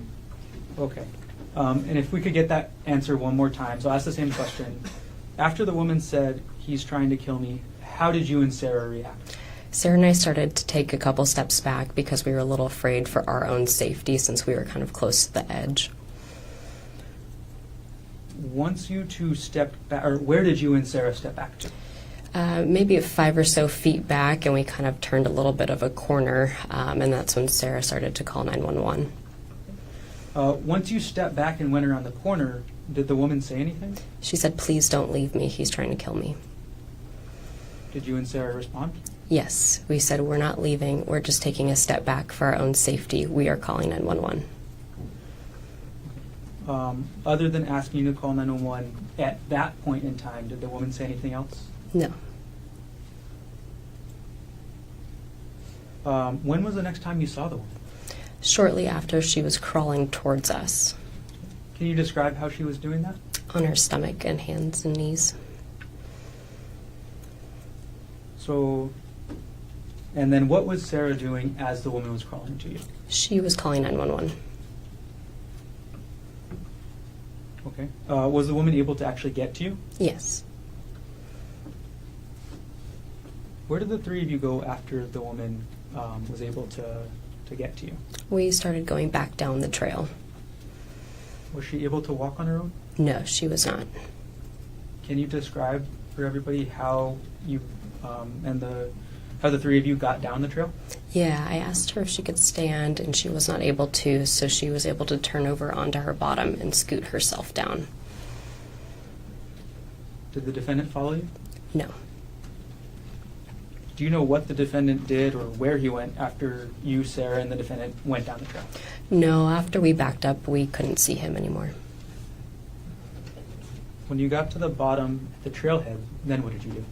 A police officer was there, and he climbed over the wall, met us, asking us if the gentleman was coming down with us and if she was okay.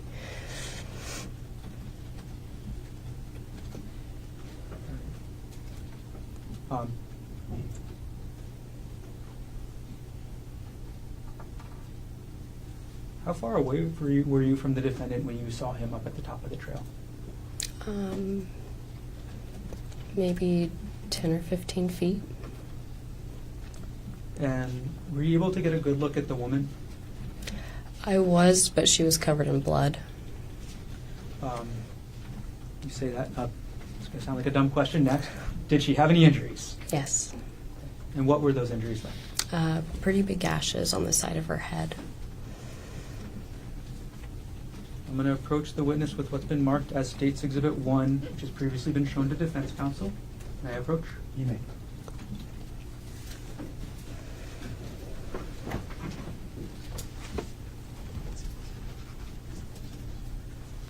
Ms. Morris, without showing the jury yet, do you recognize what I've just handed you? Yes. What is this? That is the injuries that we saw on the woman coming down from the mountain.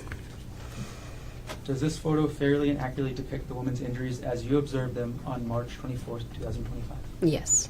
At this point, the state moves to enter Exhibit 1 into evidence. No objection.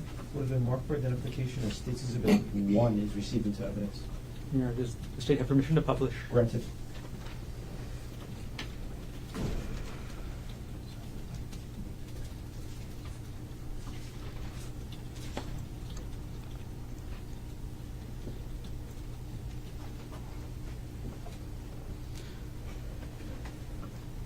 All right, Amanda, can you, using this exhibit that you have, show us where you saw the gashes on the woman's head? Yes, they're on the side right here. I'm sorry, if you could answer into the microphone. Oh, I'm so sorry. They're on the side of her head right here. You can see them. Ms. Morris, whenever you step down, there is actually a pointer on the rail right behind the television. That might help. It's right up here. Oh, this one. Yes. These gashes. Thanks for pointing that out. Ms. Morris, do you know this woman's name? Yes. Who's the woman shown here in Exhibit 1? Ariel? Ariel. Mm-hmm.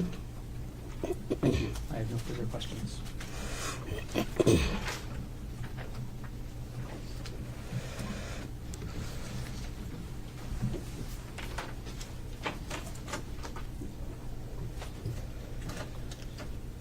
Thanks for talking. Thank you. Cross-examination.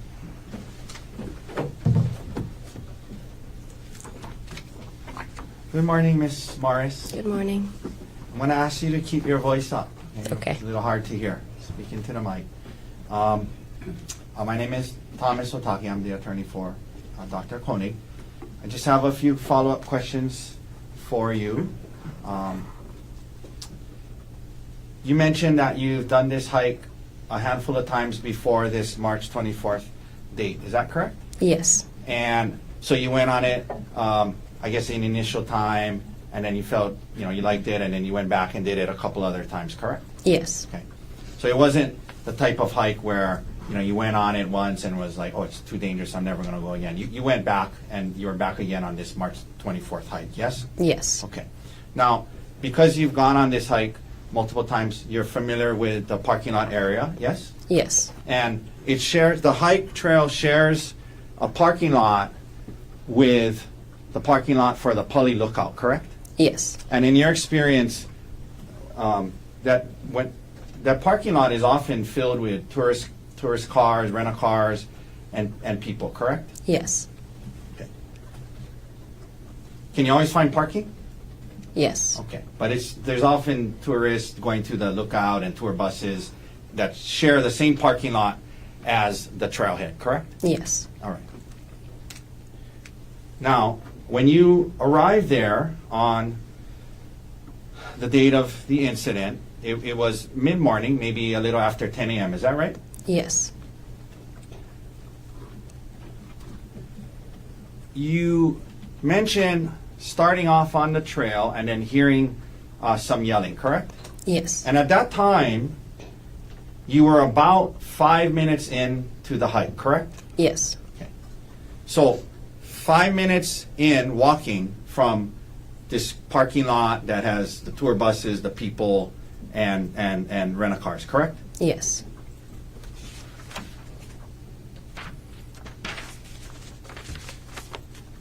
You mentioned the trail can be pretty narrow, hazardous, but there's places it's hazardous and there's places it's not as hazardous, correct? Yes. Okay. You said that you heard this yelling and you guys tried to get there quickly, yes? Yes.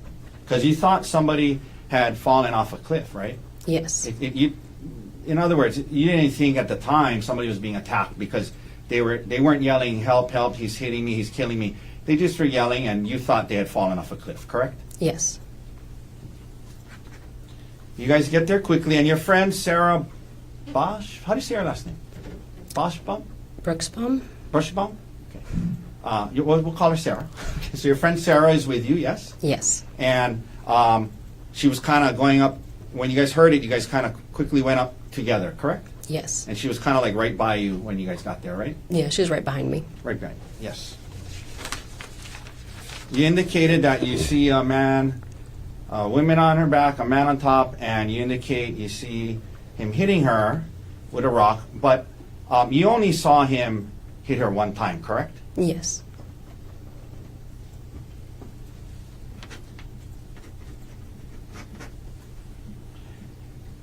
Back away.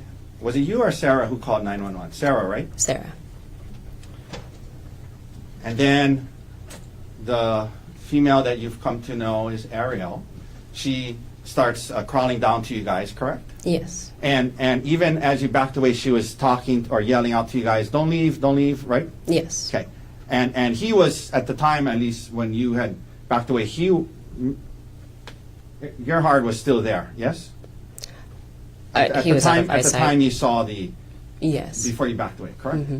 And then right after that, you heard her yelling, wait, or like, don't leave, or something like that, correct? Yes. And Gerhardt doesn't say anything to you guys, correct? Correct.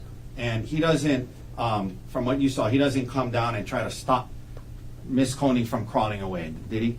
No. He let her crawl down to where you guys were, yes? Yes. Okay. And he didn't get aggressive with you guys at all or yell at you, anything like, get the F out of here. He didn't communicate with you at all, correct? Correct.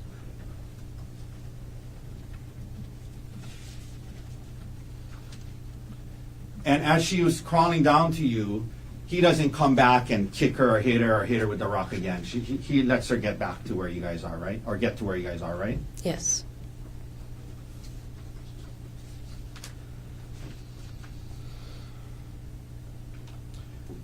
You're in ICU nurse, is that right? Yes. Okay.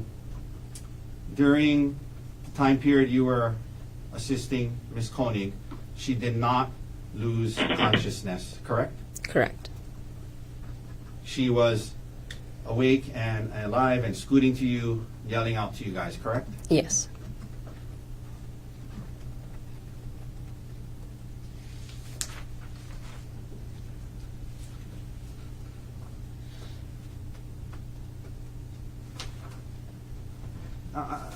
Initially, you indicated she could not walk, but when you guys got to the bottom by the trailhead, she stood up and walked towards the wall, correct? No, she scooted towards the wall and onto the wall, and we helped her down from the wall. Okay. Your Honor, I'd like to well, Defense Exhibit 177 is a body cam video of one of the officers. If we would seeing the police officer's body cam videos of when the three of you guys were coming off the trailhead help you refresh your memory as to whether she stood up and walked down? Yes. Okay. Your Honor, I apologize. I wasn't able to have I wasn't able to show it to her ahead of time. Is there a stipulate to the showing the? Do you have it on a smaller player, like an iPad, We can, if we can take a 1 sec. I apologize. or just on a computer or a laptop? Sure. Can we approach and show? Absolutely. Okay. And with no audio. Okay. Mr. Darcy is going to come show you the video. Okay. And just watch it to yourself, and then I'm going to ask you a question after when you're done.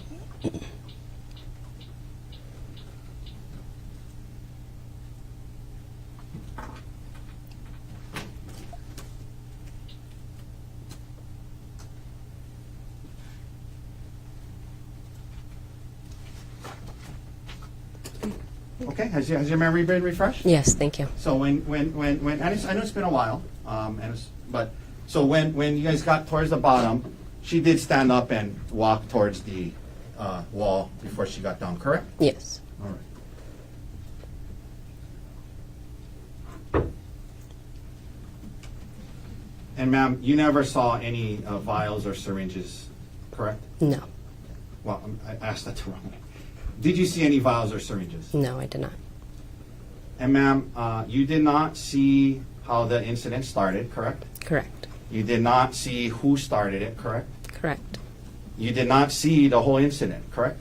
Yes. All right. Thank you for your time, Ms. Morris. Have a good day. Any redirect? Yes. Please.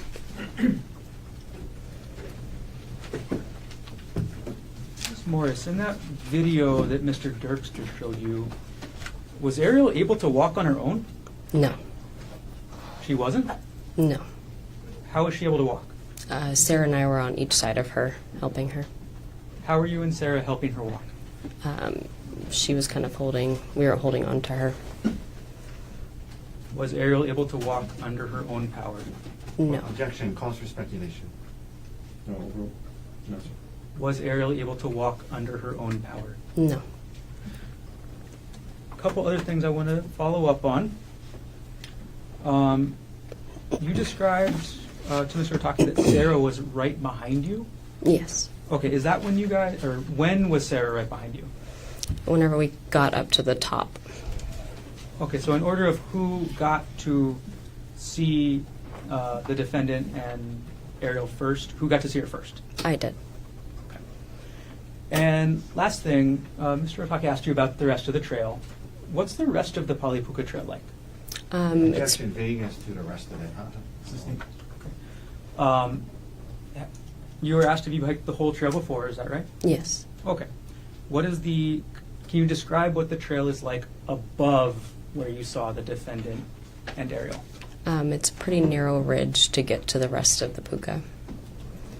Is it more exposed to the cliff or less exposed up there? I would say more.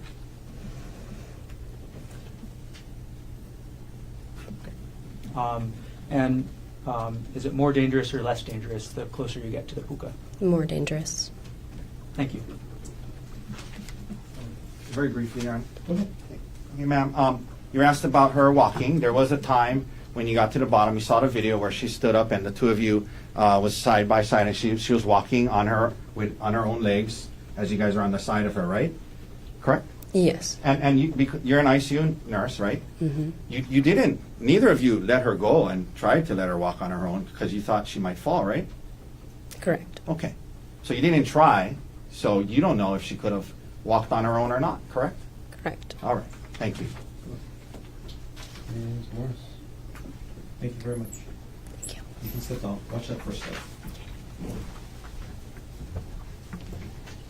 Mr. Garner, state's next witness. The state calls Sarah Buxbaum to stand. If I could have just a moment. Of course.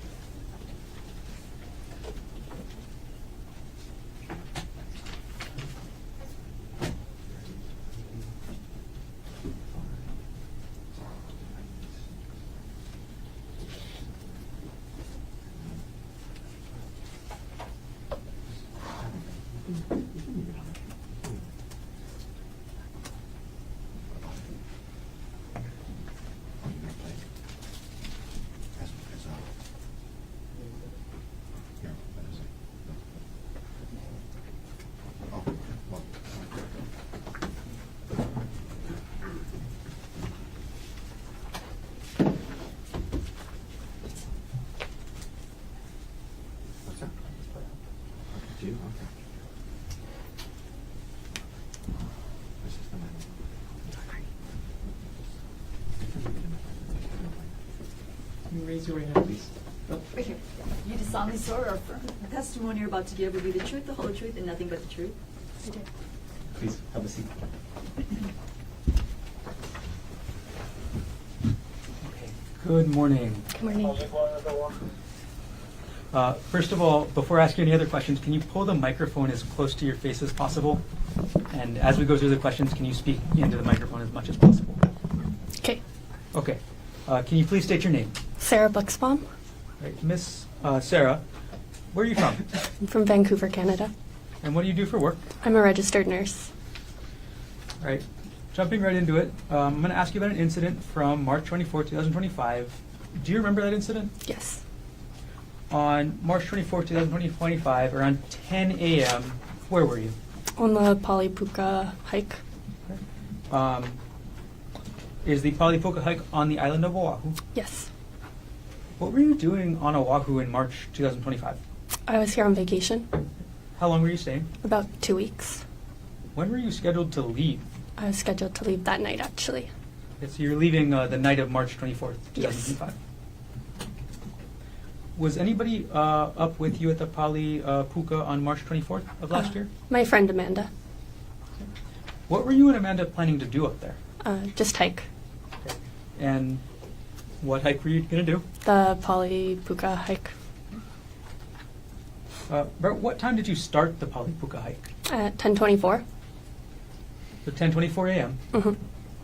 Had you ever been on that hike Sorry, before? yes. Is that a yes? Thank Yes. you. Sorry. Had you ever been on that hike before? Yes. How far into the hike did you get that day? Approximately like 4 or 5 minutes in. Can you describe the beginning section of the trail?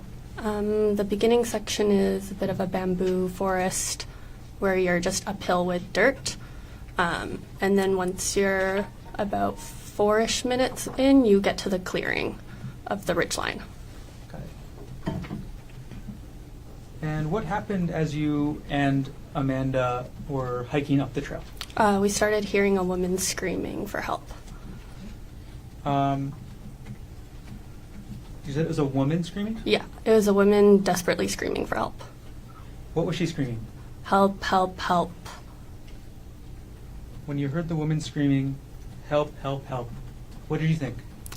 We initially thought it was someone falling off the edge of the cliff, so we started running in the direction of the screaming. And once you heard the woman screaming, help, help, help, where did you go on the trail? Initially, we were still in that beginning part, so we went up, and then we hit the ridgeline, and then we went a little bit along the ridgeline and came across like a corner, and then that's when we saw the defendant. Okay. So can you describe, first of all, what you saw when you turned that corner on the ridgeline? We saw a man, which was unexpected because we had been hearing a woman screaming, and stopped. What position was the man in? He was facing the ridge, sort of standing but crouched a bit. Did you see anybody else there initially? Initially, I didn't. Okay. Did you see anybody else there eventually? Yes, Who else did you see? I saw Ariel. What position was Ariel in? When I saw her, she was on her stomach crawling towards us. Now, how close was the man to the edge? Fairly close. And what was over the edge of the trail? nothing. It's just rich and then drop down. Got it. Okay, so a drop. Yeah, a big drop. Did the man have anything in his hands? He had a rock. If you were to see the man again, would you be able to recognize him? Yes. If he's in the courtroom today, could you point him out and let us know an article of clothing he's wearing? He's wearing the blue shirt. Okay. And Your Honor, may the record reflect the witness has identified the defendant. Record will reflect identification was made.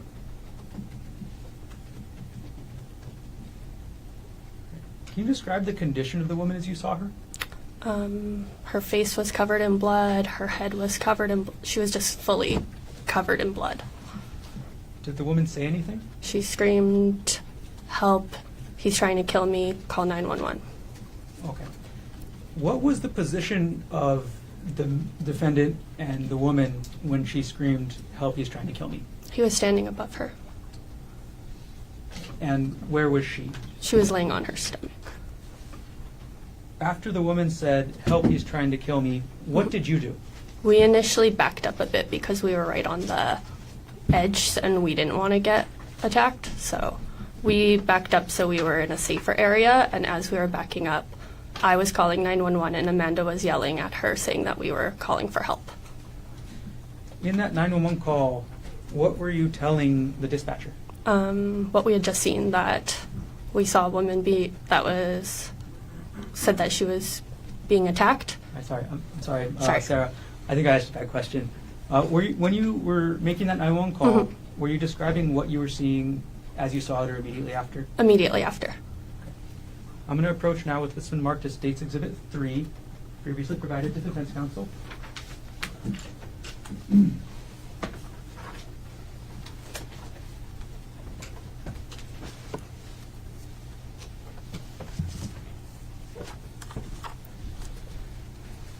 Okay, Sarah, I've handed you what's been marked as State's Exhibit number 3. Do you recognize what I've handed you? Yes. What is this? This is a recording of the 911 call. Did you review what's on this disc? Yes.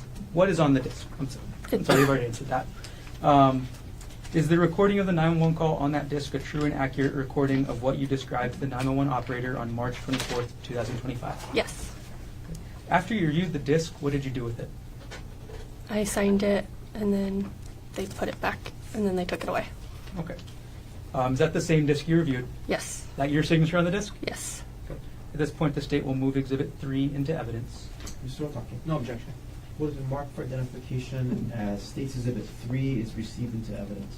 Okay, and Sarah, if you can bear with me for a moment, I'm going to publish State's Exhibit 3.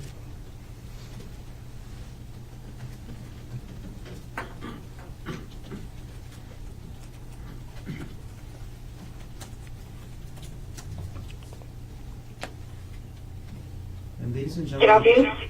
Sorry. go ahead, publish. Okay.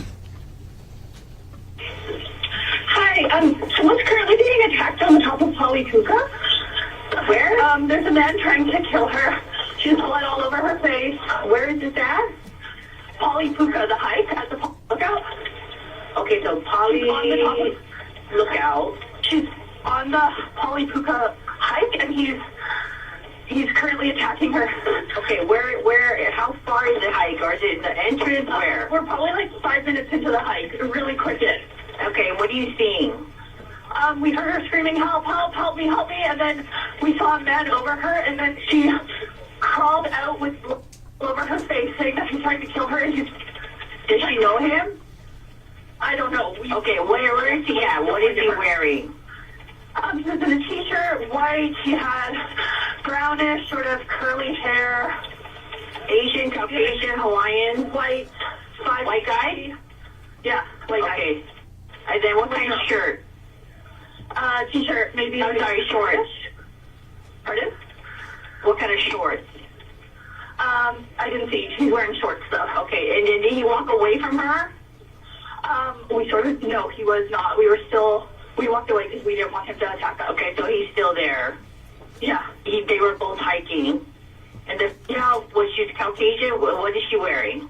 It was hard to say. She was covered in blood and she was crawling. Okay, and then, so she's 5 minutes into... The man is here. The girl is here. She's wearing a purple tank top. She's okay. She's covered in blood. She's near us, though. Does she have a weapon? Did he have a weapon? He didn't have a weapon. Okay. Just a rock. He was hitting her with a rock. Okay.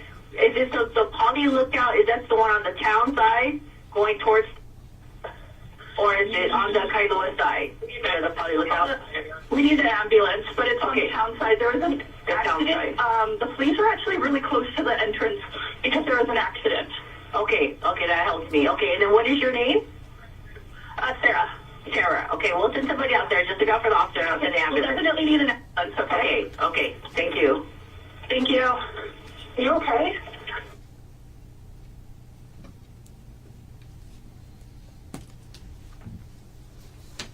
Okay. After you made that 911 call, Sarah, what did you and Amanda do next? We hiked down with Ariel. Can you describe for us what it was like hiking down that trail with Ariel? She wasn't able to walk, so she scooted down on her bum. Initially, she was behind us. At one point, she asked if she could just be in the middle because she wasn't sure if he was going to come back and attack her. So Amanda was in the front, Ariel was in the middle, I was at the end, and I was just looking around to see if he was going to come back or not. Were you able to successfully get down to the bottom of the trail? Yes. Did the defendant follow you at all? No.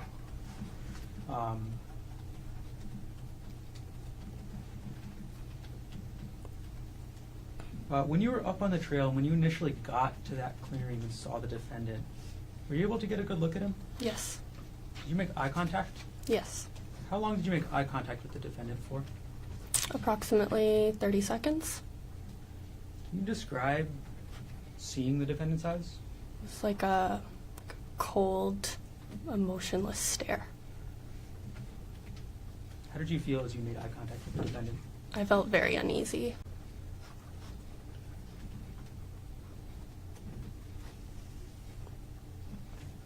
Thank you very much. Thanks. No further questions.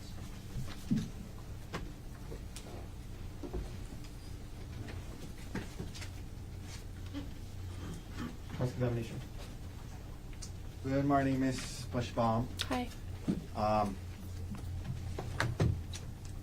You indicated 30 seconds, cold stare, looking into his eyes for 30 seconds, uneasy feeling you had, correct? Yes. Good look at him, yes? Yes. Okay.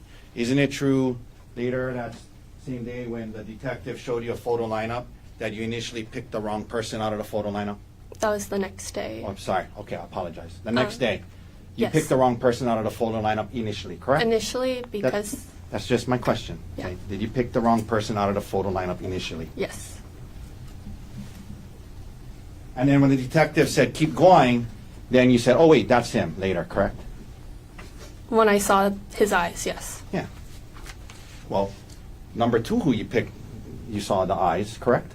They had stated that it could be like an older photo of him and he could look different. I'm just asking you, when you looked at photo number two and said that was the person, you could see that person's eyes in the photo, yes? Yes. Okay, ma'am, you live in Canada? Yes. All right. The prosecutors flew you in to testify today, yes? Yes. And this was not the first time doing this hike, was it? No. And you had gone on the hike before, correct? Correct. And you felt the hike was safe enough for you and your friend to go again, yes? Correct.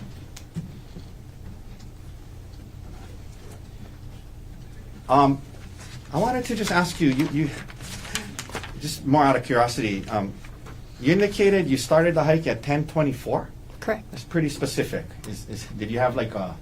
Amanda had started exercise on her Okay. watch. Okay, got it. So that's helpful. So, Yeah. and you guys went back and looked at the watch when it was started, Yes. and it showed 10:24. Yes. Okay, that's very helpful. So, you guys started the hike at 10:24 a.m.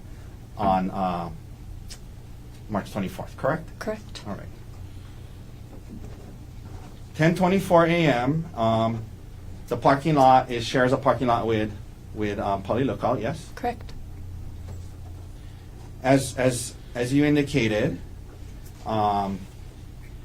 you guys were just about 4 minutes into the hike, correct? Correct. And in fact, on the 911 call, we can hear you saying, oh, we're really quick in, just about 5 minutes in, yes? Correct. So when you heard this, you were just about 4 to 5 minutes in from the busy parking lot where the tourists park to go to Poly Lookout, correct? Correct.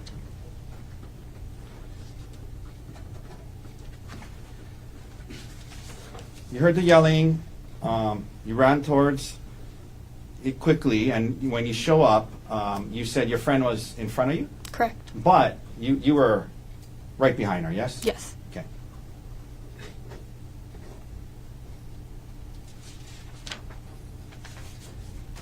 And in fact, you didn't see the man hit the female, correct? Correct.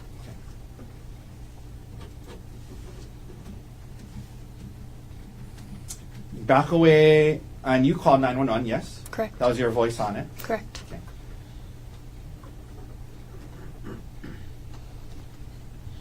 And you mentioned at some point she starts kind of crawling towards you, is that right? Yes. Okay.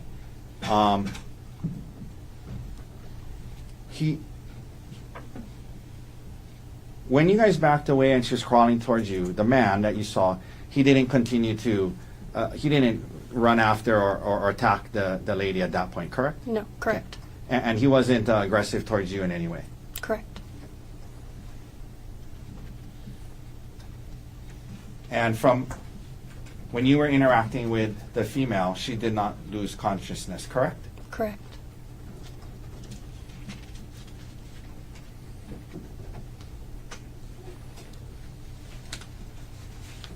You mentioned her crawling down. At the very end, when you got towards the wall, she stood up and you guys kind of helped, and she walked towards the wall, correct?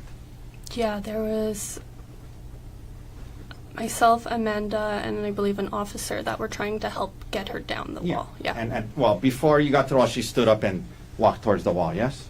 With us supporting her. Right. Right? Yes. Okay.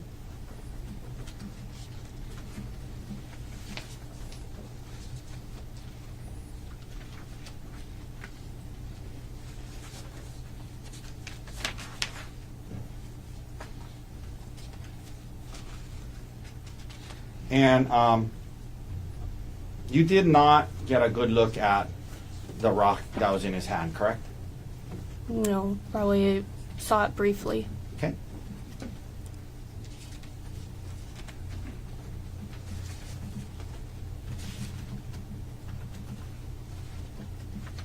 And I'm sorry, I should ask you something. How do you pronounce your last name? Is it Buxbaum.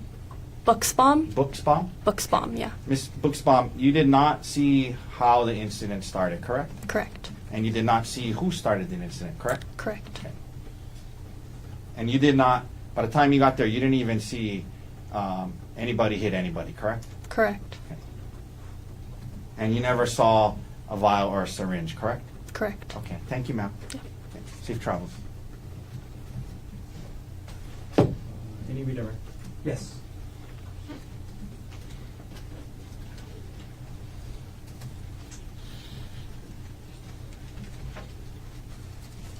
Hi, Sarah. Hi. You were asked some questions about a photo lineup. Correct. And it sounded like you wanted to say something, but didn't get a chance. So what did you want to say?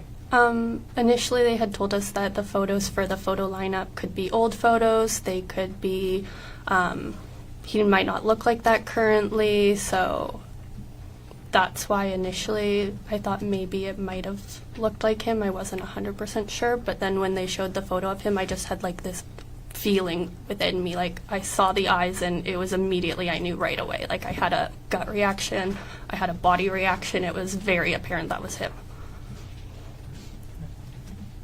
Thank you. No further questions. Thank you. But you did initially pick out a different man, right? Correct. All right, thank you. Any other questions, Mr. Warden? No. Ms. Buckbaum, thank you very much. Thank you. What's that first step? Okay. Approach off record.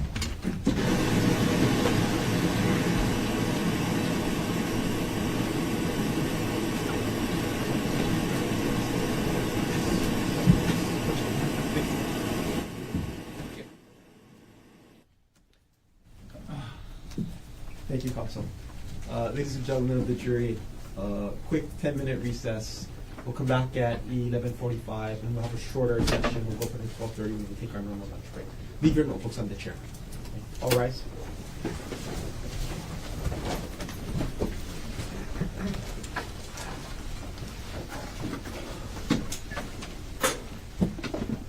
Ms. Young, whenever you're ready.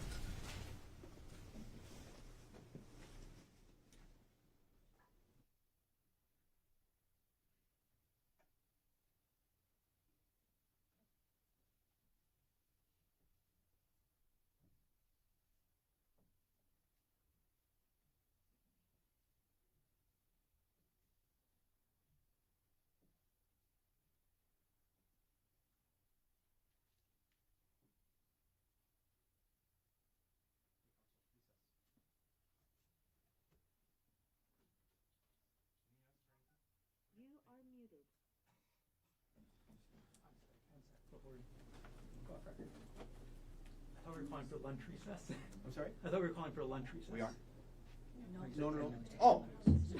Oh. So No, because I also thought lunch. yeah, I thought lunch, because I think the officers aren't coming till after. Officer should get here around noon. Oh. I'm sorry. Yeah, sorry, I misunderstood as well. Yeah, I mean, we just have the we're jury doing when good they on come time. back. We're gonna finish, we're gonna finish more.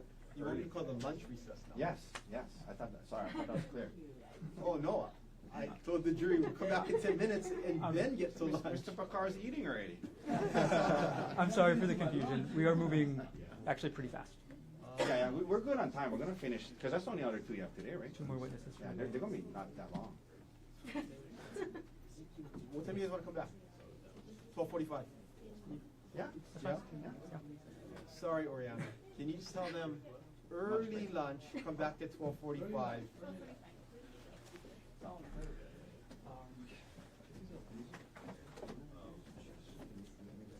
Oh.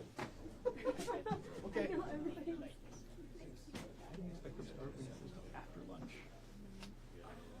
So I made sure these were here early. I'm glad. Yeah. Yeah. We're going to do like the old judges. Mr. Barner.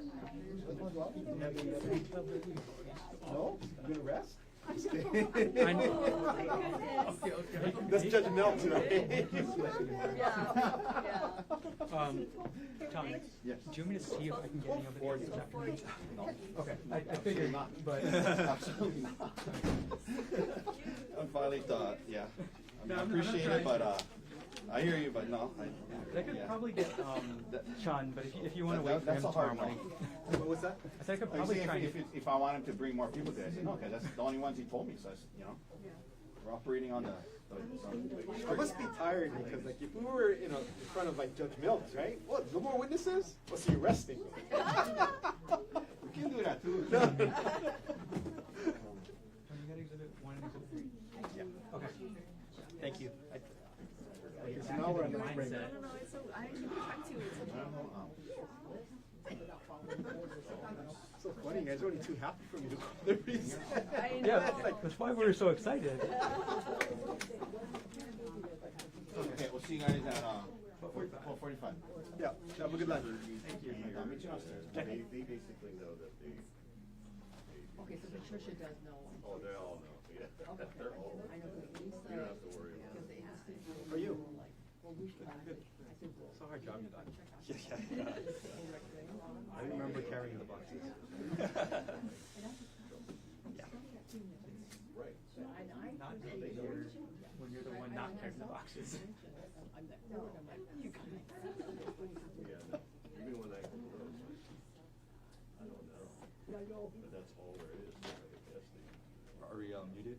Yeah, we're muted. The recording's off. So we have I'm gonna try. Inafuku over our office now. So I'm gonna I see that, and he's actually watching. Tell you what.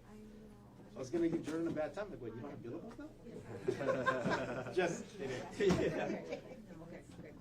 So Tommy, that's a nice pickup for you guys. And that's a good move for him to do something different. Yeah, change it up a little bit. Yeah. What's that? No problem. What I'm gonna do is tell everybody that we are on lunch recess.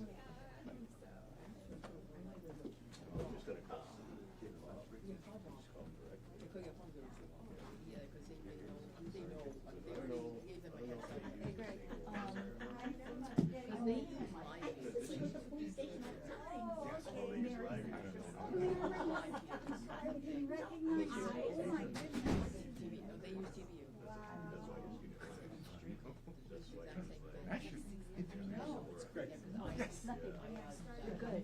Nothing. Nobody.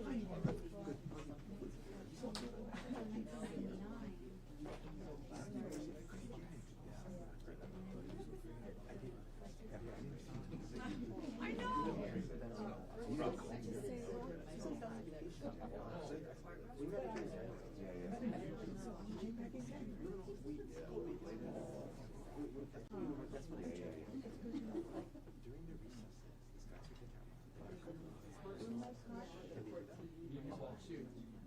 They put the camera up to the yeah, I know.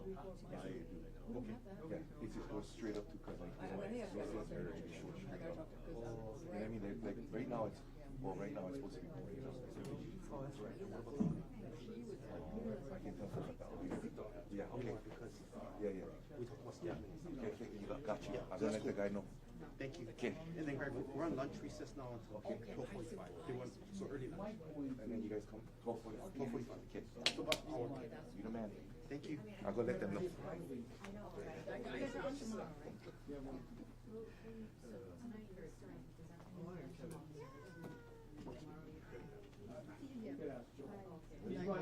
Put it on the record. I'm just gonna put it on the record. At the end of the day. Okay. Thank you. And you guys go till 4?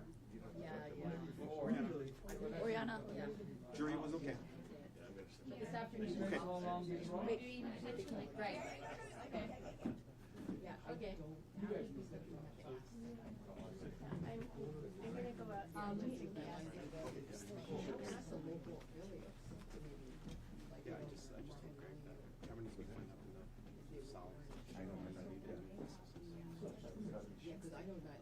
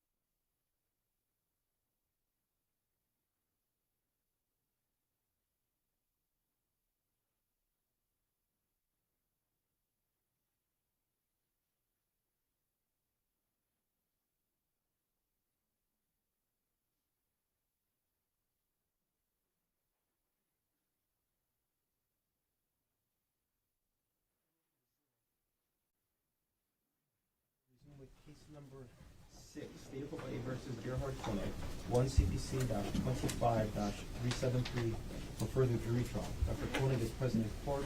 All 4 counsel of the record are present. All jurors are back in the courtroom. Ladies and gentlemen of the jury, good afternoon. Welcome back to courtroom 15. I apologize for the miscommunication before our early lunch break. I misunderstood what the attorneys were telling me when I had that bench conference with them. So what I thought was going to be a regular recess ended up being an early lunch recess. So thanks again for your flexibility. The silver lining to the early lunch is with a little bit of luck, we might end a little bit earlier than expected, which means you get an earlier start on the commute home in the back way. So there might be a silver lining to this. So thank you for your flexibility and your patience. Mr. Garner, are you ready with the state's next witness? Yes, Your Honor. The state calls William Oku III to the stand. Can you please stand? Raise your right hand. You do solemnly swear or affirm that the testimony you're about to give will be the truth, the whole truth, and nothing but the truth? I do. Have a seat.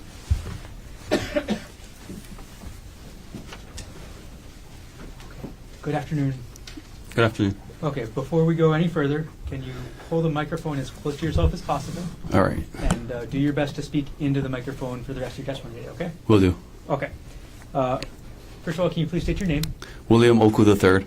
And what do you do for work? I'm a Honolulu police officer. How long have you been employed by HPD? Just a little over 10 years now. Were you employed and on duty on March 24th, 2025? Yes, I was. What was your assigned unit on that date? During that time, I was part of the strategic enforcement detail under the homicide detail. On that date, were you dispatched to the Poly Lookout area? Yes, I was. And around what time did you get there? It was approximately 12:45 p.m. Was the Poly Lookout in the surrounding area in the city and county of Honolulu, state of Hawaii? Yes, it is. In general terms, can you explain what your involvement at the Poly Lookout area was on March 24th, 2025? Sure, I was assigned to canvass that area. What is canvassing? Usually, in this case, it would be you were looking for something in that area, in layman terms. And in this case, what was the primary thing you were canvassing for? A suspect. Okay. Other than the suspect, were you canvassing for anything else? Oh, no, not at that time. Can you estimate how many people were involved in the canvassing on March 24th, 2025? Sure, approximately 5 officers, Okay. including myself. Yeah. Is this all officers, or is this a specific unit you're talking about? Just a specific unit, Okay, which unit had about 5 officers there? the strategic enforcement detail. Were there any other agencies present? Yes, there was. Who else was there? I believe it was DLNR and DoCare. All right, and did you prepare any diagrams as part of your work on this case? Yes, I did. Would those diagrams help explain the rest of your testimony today? Yes, it will. Gotcha. All right, I'm going to approach with what's been marked as States Exhibits 18 through 21, previously shown to defense counsel.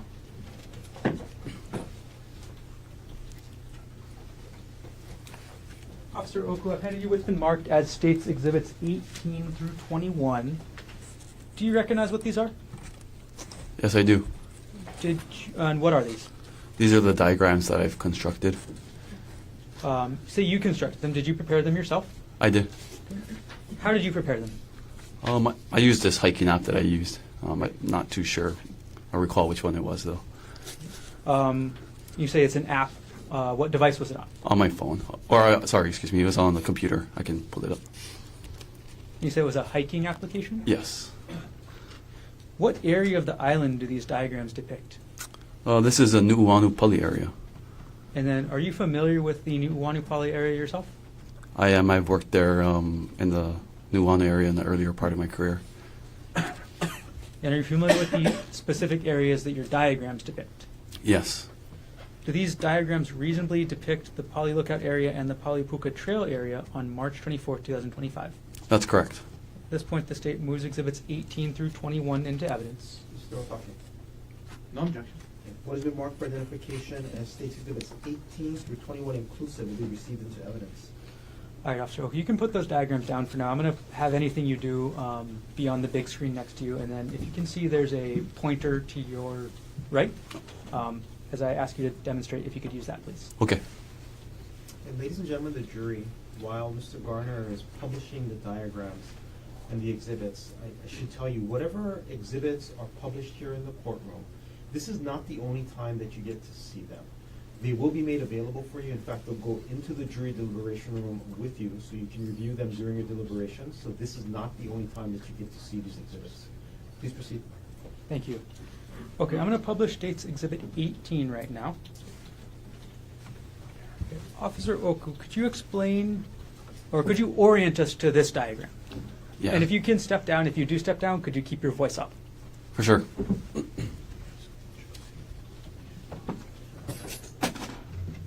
So this is the diagram that I created, which was the area of the New Pali and Pali Lookout Trail.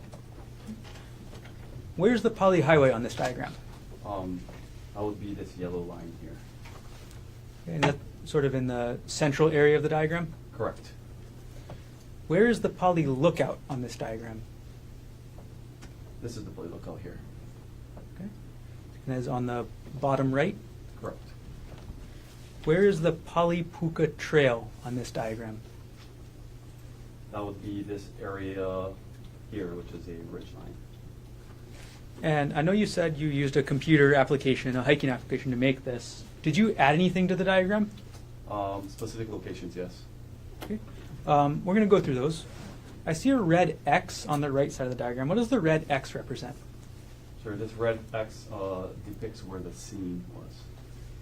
What does the black star in the central area represent? This is the black star here, which is along New Pali Drive, I believe, and that is where the suspect was located. What does the purple area represent on the right side? This purple area represents the, I guess, area I searched. I conducted a search, and it's just the boundaries. Got it. Okay, I'm going to keep you standing there. I'm now going to publish State's Exhibit number 19. Okay, Officer Oku, could you orient us to this diagram? Okay, sure. This is another view of the Pali Lookout area, just closer up. I see a shaded gray area at the bottom, on the bottom middle right. What is that? This is the parking lot of the Pali Lookout. Also, there's a bunch of these horizontal lines on the map. What are those? These lines here?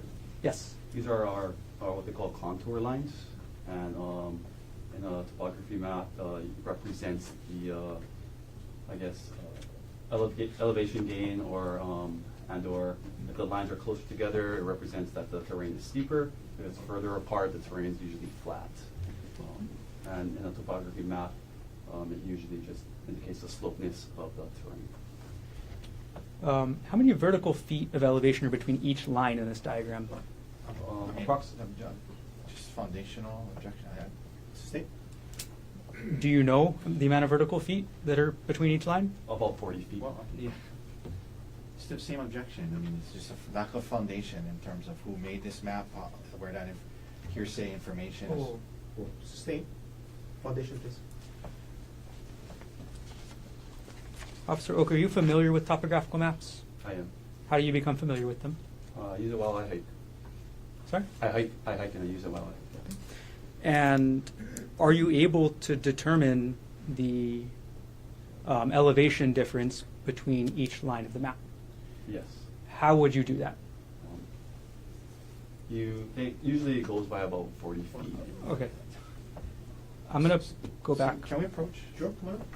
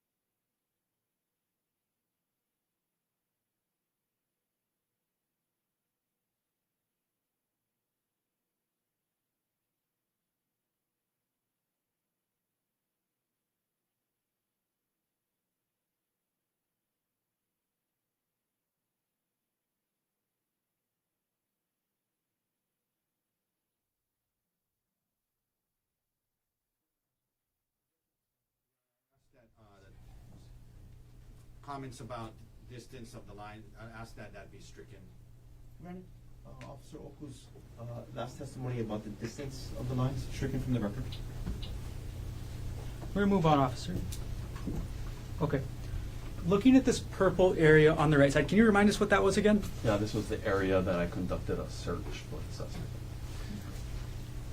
How long did you search for the suspect in this area? That was approximately 4 to 4.5 hours. What was the terrain like in that area? It was dangerous. Vegetation was dense and difficult to traverse through. What was the slope like I'm in sorry, that area? I didn't hear that last. The terrain is dangerous and Difficult to- traverse through. Okay, thank you.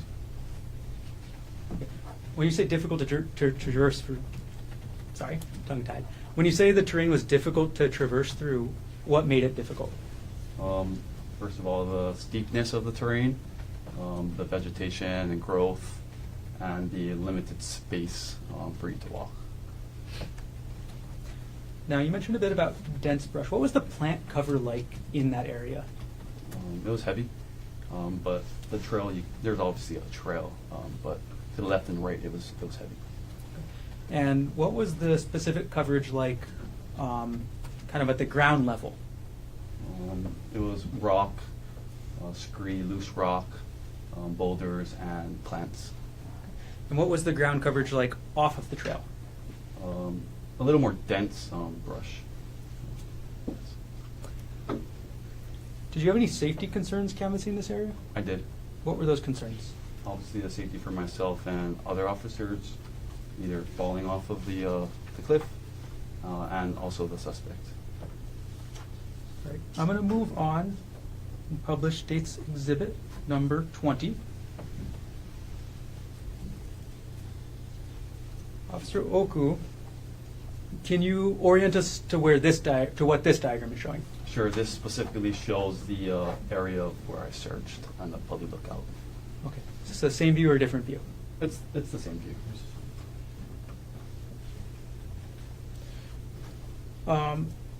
Now, I see the purple area goes above the red star. Can you remind us one more time what the the red X is? Yeah, the red X is the scene. Okay. And the purple area, it appears to go far above that on the map? That's correct. What was the terrain like above the scene? It became increasingly more dangerous, a little more narrow, and exposed. And for non-hikers, what is exposed? Sorry, mean? exposed to the cliff face a little more, and obviously the weather.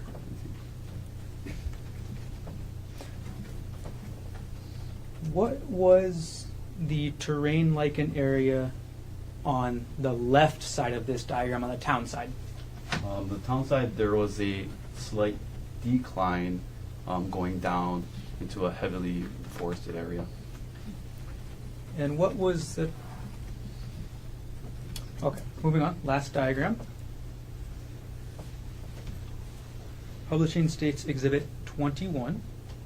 All right. What does this diagram depict? This is an over-the-top view, like a bird's eye view of the Pali Highway and the Pali Nuuanu area. And you mentioned Nuuanu Pali Road.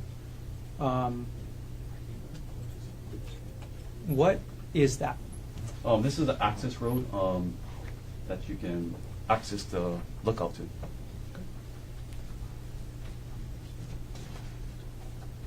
All right, I'm sorry, I got to go back just a little bit to States Exhibit 19.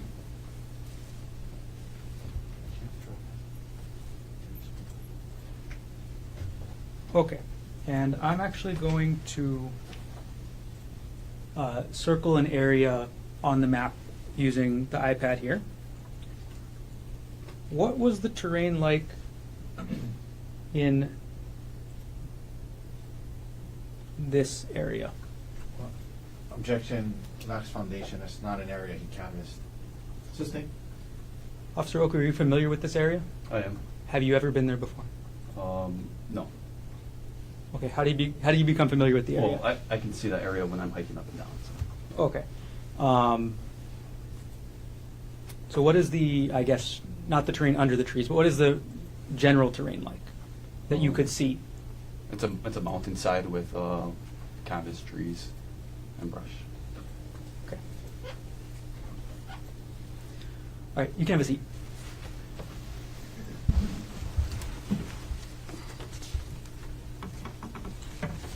All right. Officer Oku, did you find the suspect while canvassing for 4.5 hours? He was located, yes. I'm sorry. He Did was. you find the suspect? No, I didn't find the suspect, no. Did you find any additional evidence while canvassing? No. Okay, so did you find any syringes? No. Did you find a cell phone? No. Did you find a wallet, No. a purse, No. any vials? No. Thank you for your question, or thank you for your answers.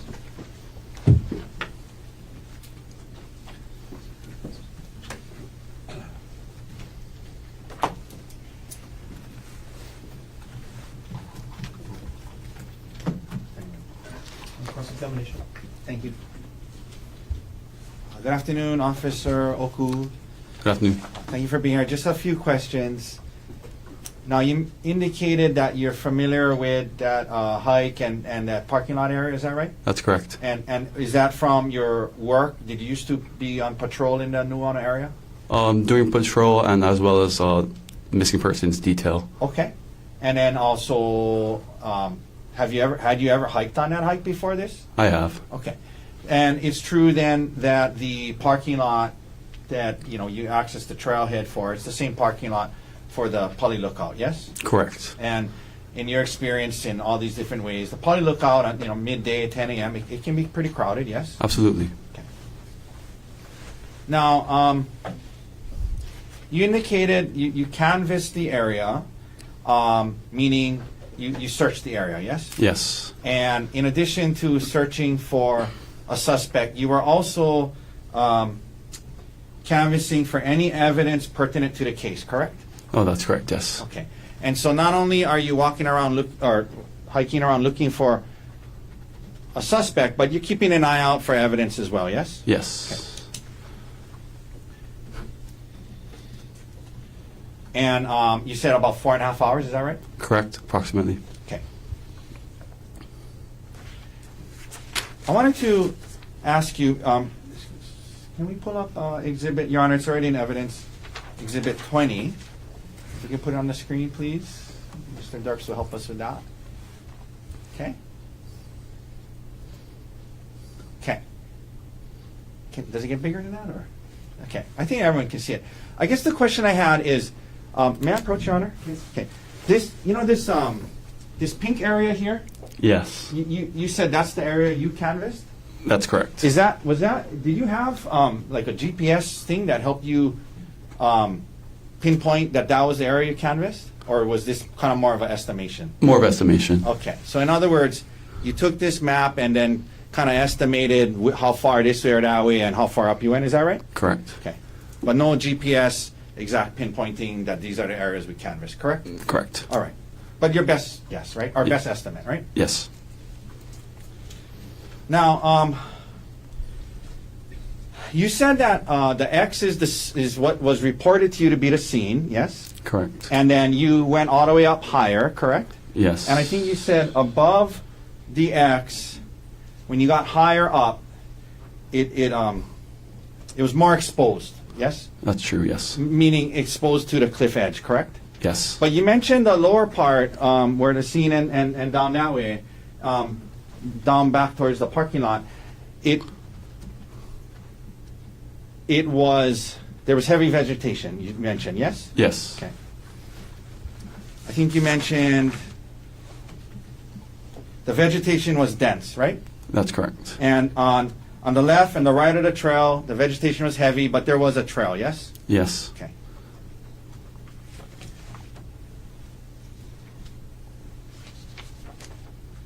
You mentioned as you heading up higher, you had some safety concerns. Is that right? Mm-hmm. Did you? Oh yes. Oh, sorry. Yeah. What were you? How were you attired that day? Or how were you dressed that day? I was in the plainclothes capacity, but I still had my ballistic vest on. My badge was around my neck on the lanyard like this. Okay. I also had my department issued firearm, and yeah. Did you have any specialized hiking gear or ropes or pulleys or anything like that? No, I had a backpack with some water. Okay. So some safety concerns, but not enough where you felt you could do it, right? Correct. All right. Thank you. Thank you, officer. No further questions. Any redirect? Yes, please.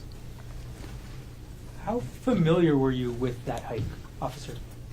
I've done it a few times. How far up have you gone? I've gone to a little bit past the puka.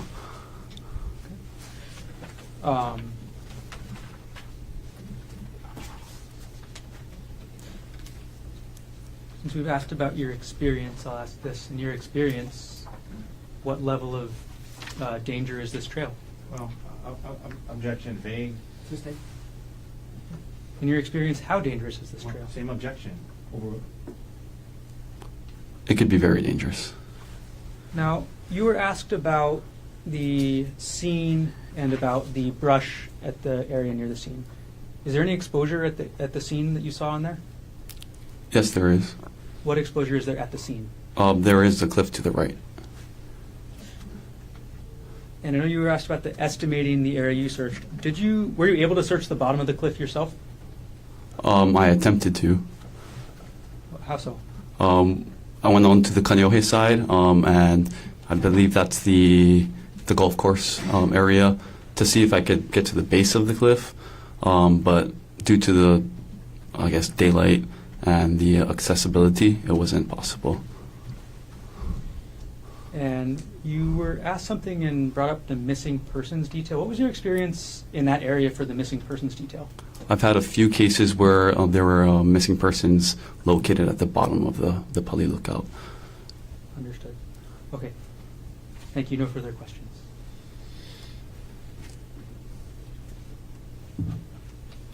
Any recross based on what was asked on redirect? No. Thank you, officer. Officer, thank you. You can step down. Watch that first step. Yes, sir. Mr. O'Brien, state's next witness. State calls Kang Chuan Wu to the stand.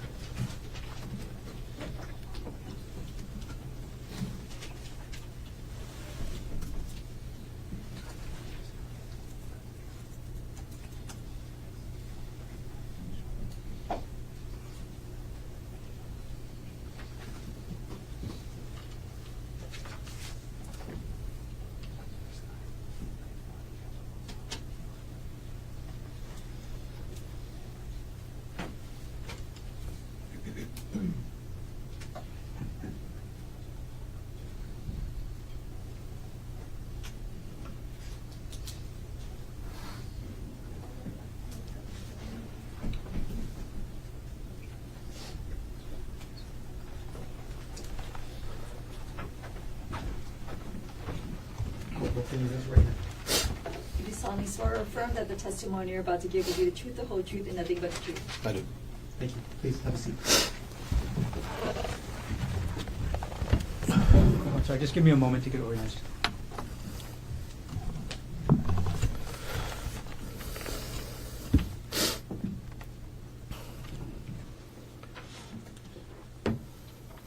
All right, good afternoon. Good afternoon. Before I ask you any other questions, can I ask you to pull the microphone as close to your mouth as possible? Okay. And as much as possible, speak directly into the microphone for the rest of the day, okay? Okay. Thank you. First of all, can we start with your name?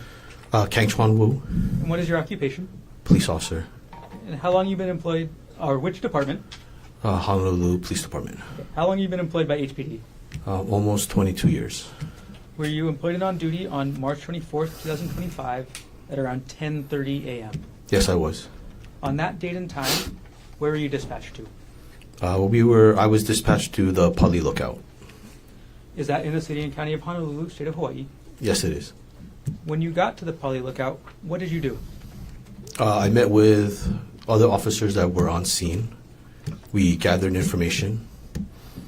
When you say we gathered information, what does that mean? We met with 2 witnesses, the complainant. Is that 2 witnesses including the complainant, or 2 witnesses and a complainant. Okay, so 3 people total. Correct.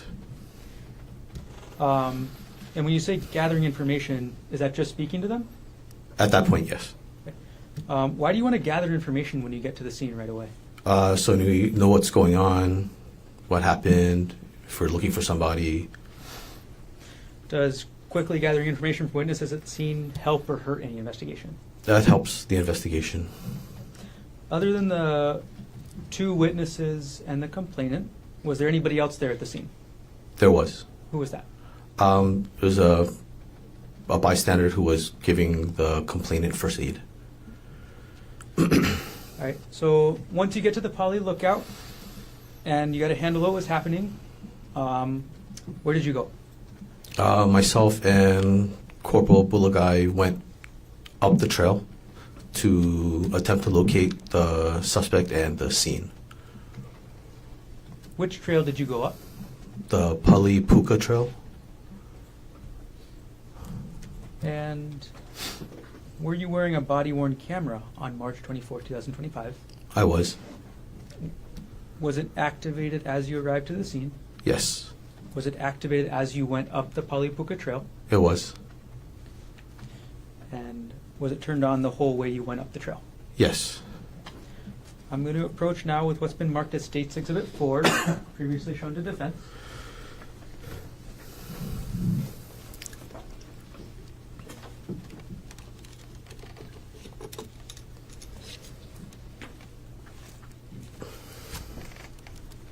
And just give me a moment. Corporal.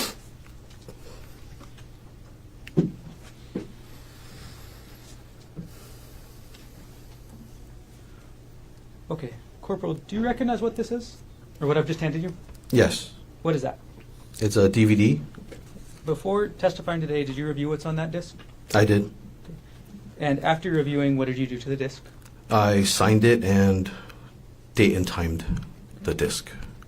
Is the video on this disc a fair and accurate depiction of what you observed on March 24th, 2025? It is. At this point, we'll enter States, or move to enter States Exhibit 4 into evidence. So, no objection, subject to what we discussed off the record. Understood.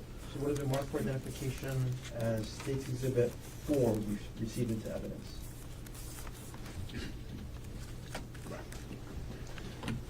Okay. I'm going to publish now what's been marked as State's Exhibit 4.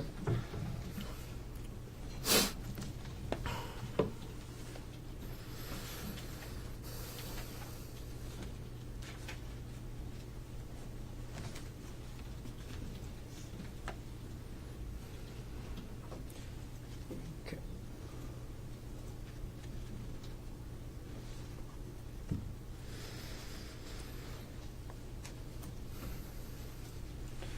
All right, publishing now what's been marked as State's Exhibit 4.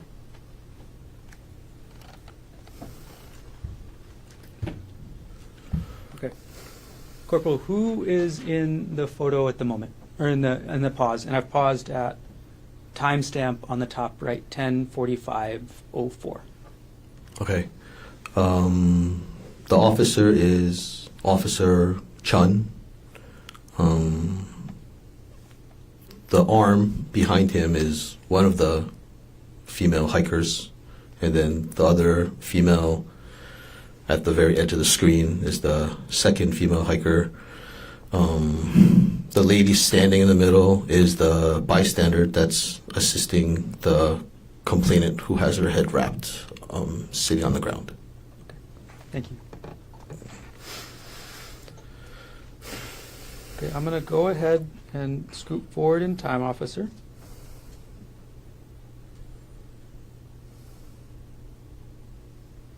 Okay, and I'm going to pause here at timestamp 10:46:22. I'm going to play for a few seconds and pause again.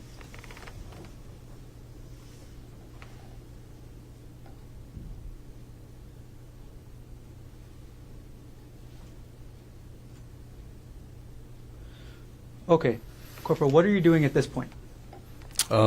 This is the beginning of the Palipuka Trail, over the wall from the parking lot of the Pali Lookout.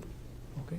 And our timestamp is now 10:46:32. I'm going to play for just a couple of minutes now, and then I'll ask you questions in a moment.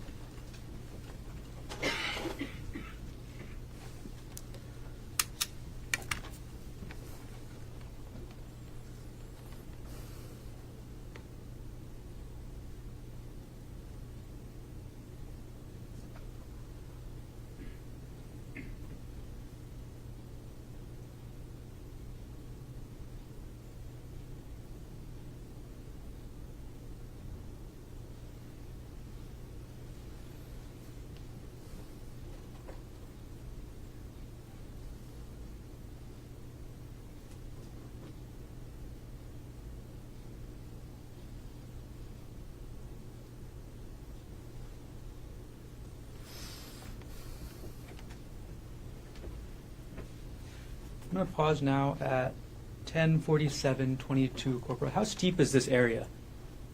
The initial part of the hike is kind of a vertical or like steep incline. Did you hike just using your feet? Did you use any other body parts? Yeah, my hands.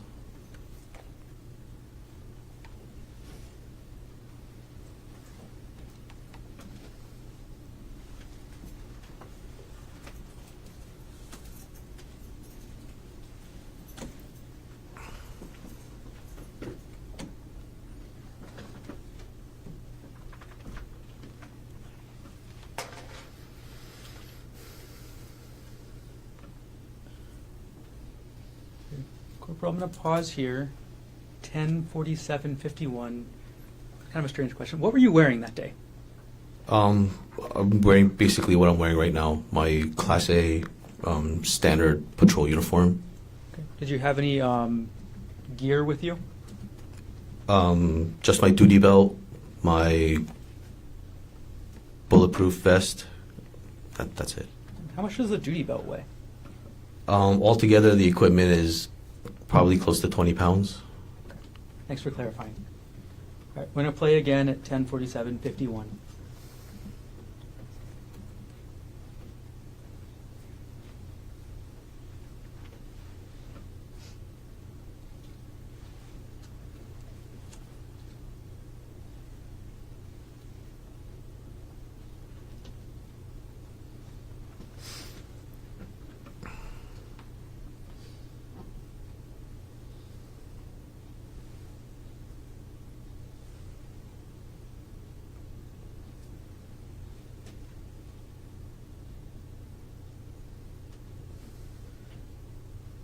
Corporal, I'm going to pause here. 10:48:29. Have you reached the top yet? No. Okay. Are you close? When you mean the top of the Vegas to trail, the yeah. Is this thing? Okay. We'll play the exhibit. Starting again at 10:48:29.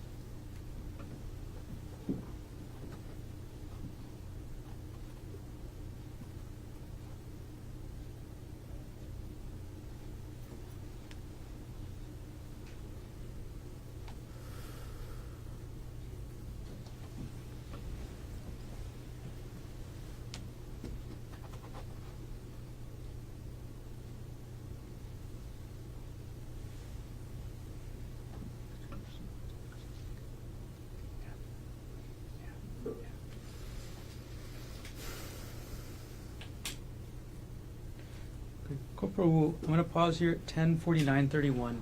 A couple of seconds ago in the video, we saw you pausing. What were you doing then? So I'm not just hiking. I'm looking for either the scene, evidence, and I'm also looking for the suspect. All right. Playing again at 10:49:31.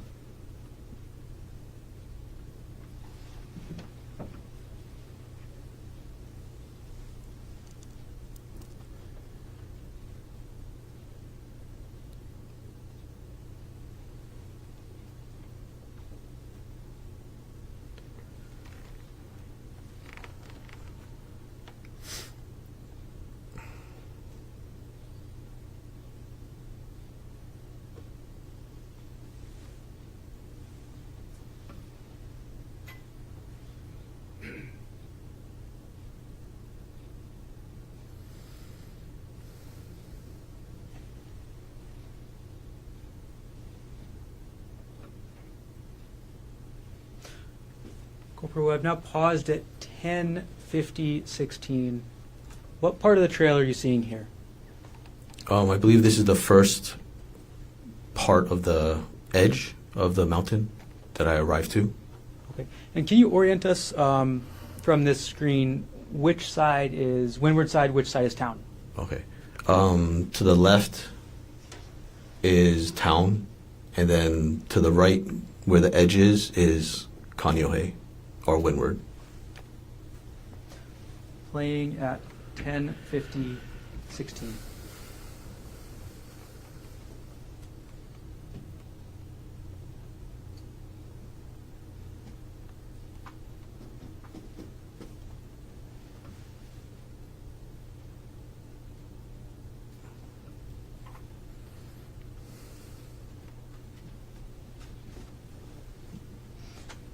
Pausing at 10:50:36. Why'd you go back? There was no other way to go. Had to turn around. Got it. So you had a dead end at that point. Yes. All right. Playing again at 10:50:36.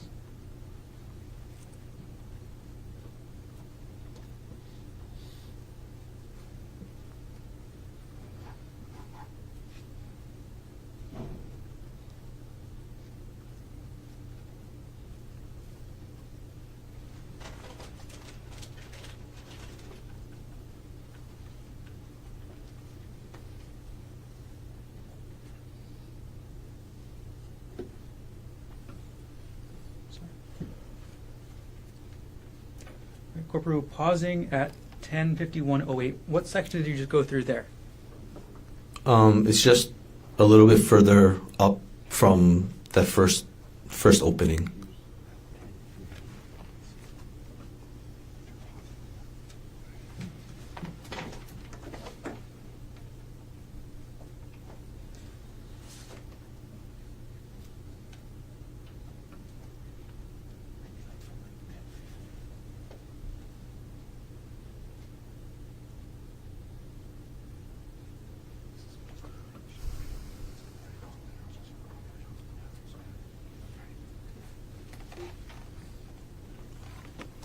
Corporal, what part of the trail is this? What time's that? Oh, I'm sorry. Timestamp 10:51:37. It's just a little bit further up from that last opening, and then I can't really tell if the item is in the trail yet or not. Okay. I will play at 10:51:37. If you ever want me to stop, just please say stop, okay? Okay.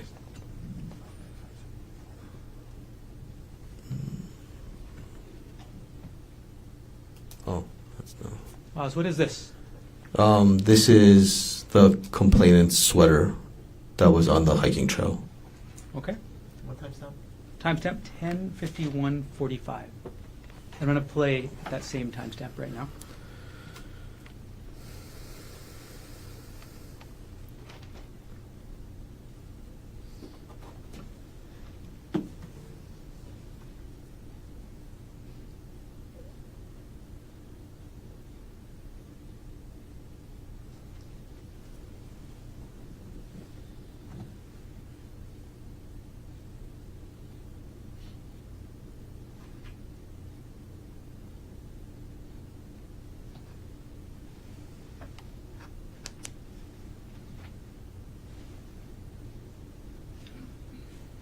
Corporal, what are we looking at right now? That would be the Kaneohe, the windward side of the island. Okay. And if you could, Sorry, time's not again. sorry, 10:52:21. Okay. I'm going to play again at the same timestamp.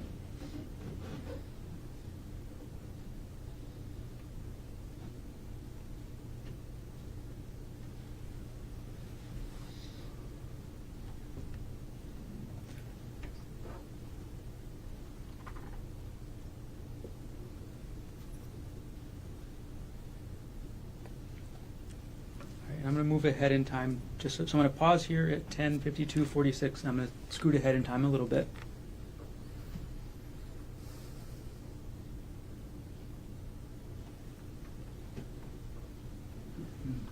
Okay, Corporal, this is now at 10:53:26. What area of the trail are we looking at? Oh, I'm sorry. And pausing at 10:53:31. What area of the trail were we looking at right there?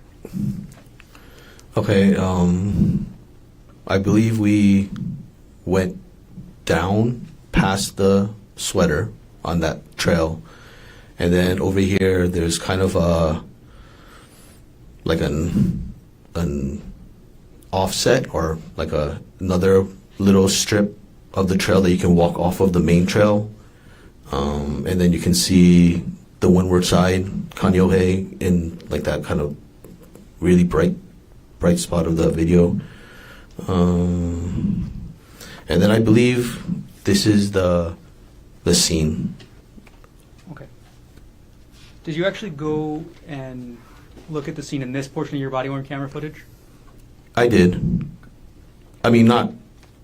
I think at this point of my body-worn camera, I still wasn't sure that this was the scene or not. But later on, it is identified as the scene. Did you take any photos of the scene? I did.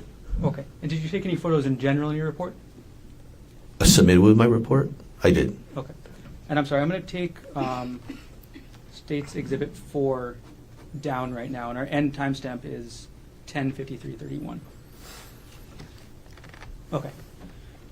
Corporal Wu, I'm going to approach now with Exhibits 5 through 14, which have previously been shown to defense.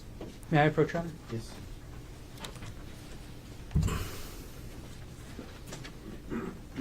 Corporal, I've handed you what's been marked as State's Exhibits 5 through 14. Can you take a look through all those for me, and then when you're done, look up?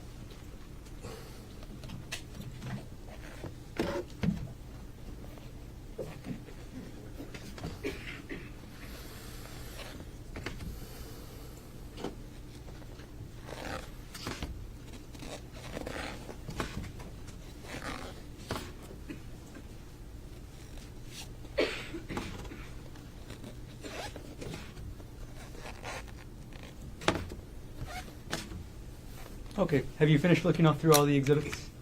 Yes. And do you recognize what I handed you? Yes. Okay. What are these? These are photos that I took of the scene. These photos fairly and accurately depict the scene as you observed it on March 24th, 2025. Yes, it does. Okay. The State will move to enter Exhibits 5 through 14 into evidence. No objection. Thank you. Please mark for identification as State's Exhibits 5 through 14 inclusive to be received into evidence. Corporal Wu, I'm going to publish those photos up on the screen, and for each one I'm going to ask you to explain a little bit. I'm going to start a little bit out of order. So Corporal Wu, I'm going to publish now State's Exhibit 13. What are we looking at in this photo? Is it okay to look at the... Yeah, and if you need to step down, please let us know.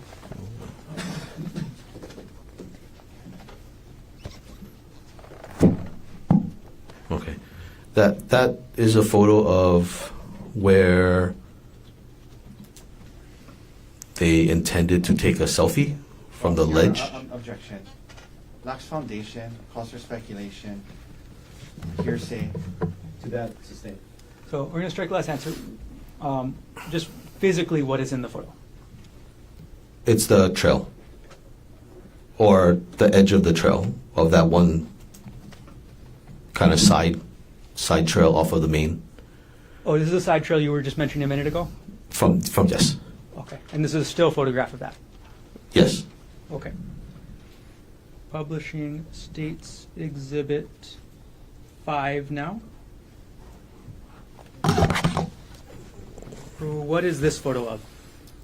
This is a rock that I found in the area, in the brush. Okay. What area of the brush? The location of the incident. Okay. Publishing State's, sorry, where, I've moved to strike that last answer. Granted. Okay. So, sorry, officer, when I'm asking where did you find that? Where in relation to the trail? Oh, it was just to the, if you're looking from that first photograph, it would be to the left.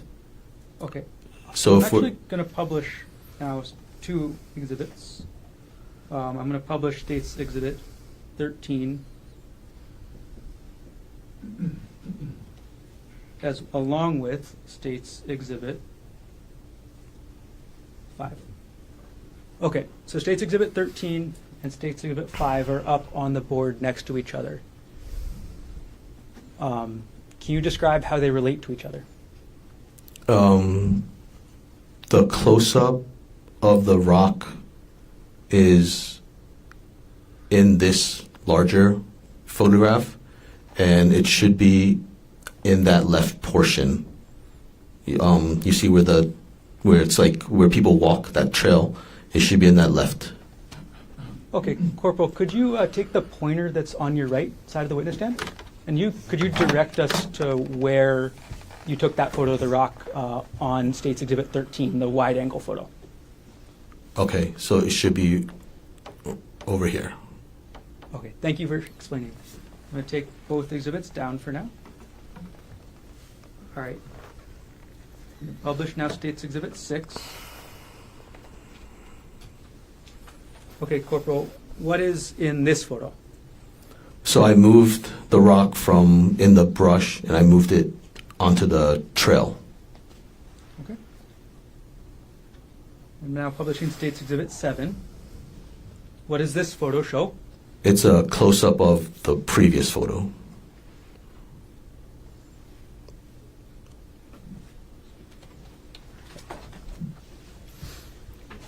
All right. Corporal Wu, how long did it take you to find the rock? I don't exactly remember how long it took me to find the rock. During the time you moved the rock to the middle of the trail to take those photos, did you tamper with, alter, destroy any part of the rock? No, I did not. Okay. How did you move it? With my hands. Were you wearing gloves? Yes.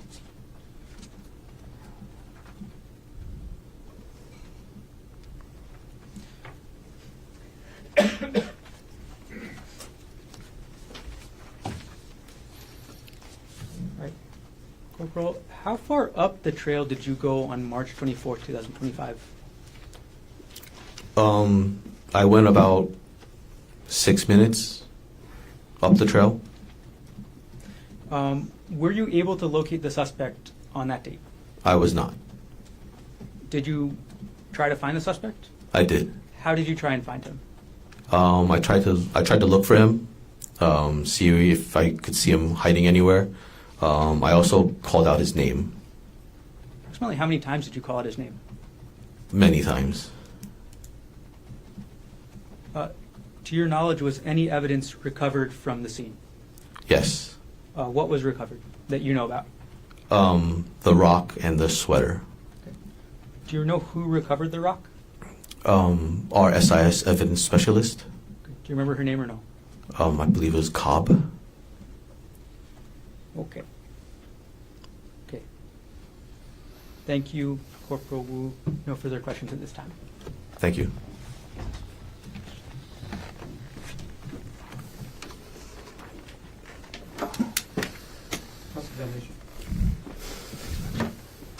Thank you, Your Honor. Good afternoon, sir. Good afternoon. So you're a corporal? Correct. Okay, Corporal Wu. I have a few questions for you today. Thank you. Is that your patrol area?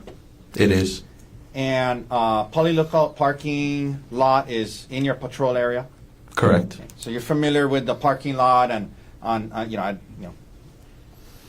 10 a.m., 10:30 a.m. on a day like this, you've been there before? More than likely, yeah. And in your experience on patrol in that area, that parking lot is typically pretty crowded, yes? Depending. Yeah, but there's tour buses and cars and tourists that go to the Poly Lookout, yes? Yes. Okay.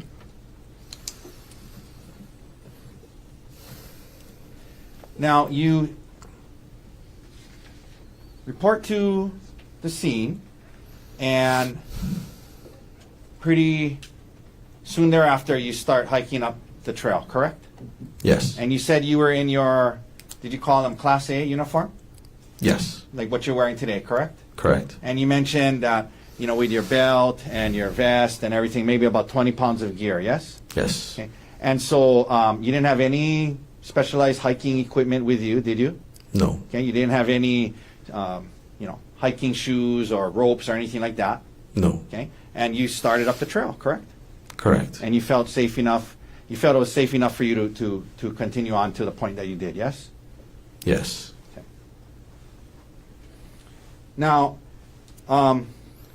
you mentioned as you're heading up the trail that there was the main trail, and then there was kind of like you called it, I think, an offset, where you could go off the main trail to look over where you opened up so you can look off towards Kaneohe side, yes? Correct. Okay. Could we please go to, if possible, to 1050.16 of exhibit, what number exhibit? 4. Okay. This is one that was played earlier. Could and make sure no audio. No, yeah. 1 second. Okay. Please play it, Mr. Ness. Okay, and let's stop there. Okay, so this is one of those offsets, right? This is not the main trail right here, correct? I guess it would be better to use the word branch. Yeah, Like yeah, okay, branch. Branching off the, Right. yeah. This is a branch from the main trail, right?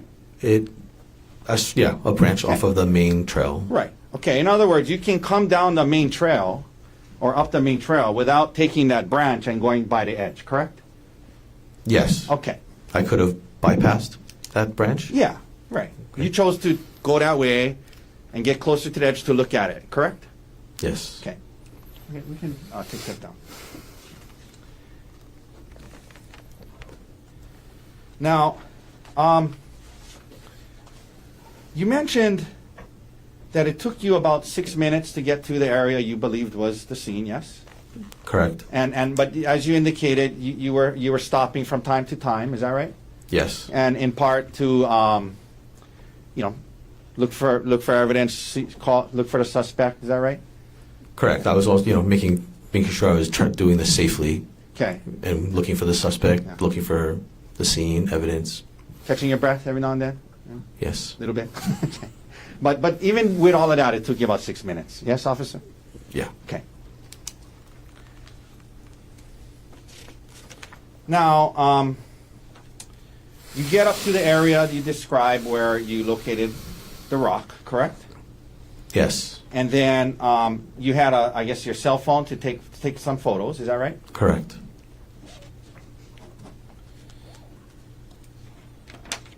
And the rock was on the side there, and you took it out with gloves and put it down and photographed it. Yes? Yes. Okay.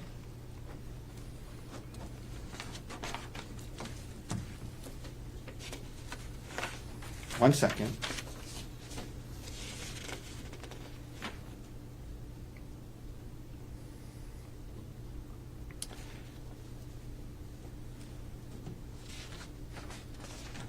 You mentioned, and we saw it on the video, there was a sweater on the ground, yes?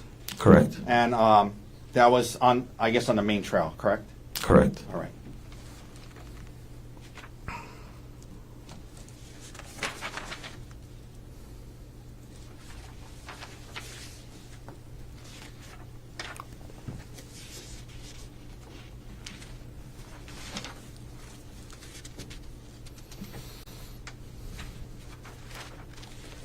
And eventually, did you walk back down to the parking lot? Eventually. Okay. And the only thing that you, evidence-wise, photographed was the rock, correct? And the scene. I mean, right. I mean, the scene, but the scene and the brush. But as far as any object you located, the only thing you photographed was the rock, correct? The rock. There was some blood. Oh, you took photographs of that too? It's part of these. Okay. And the sweater that was on the video, correct? Correct. All right.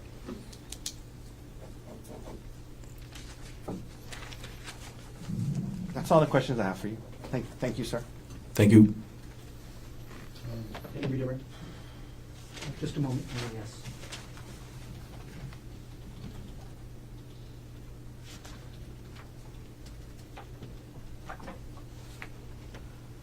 Corporal, you were just asked about, or you just talked about the blood you took a photograph of. Could you pull that exhibit and tell me what number is on the back?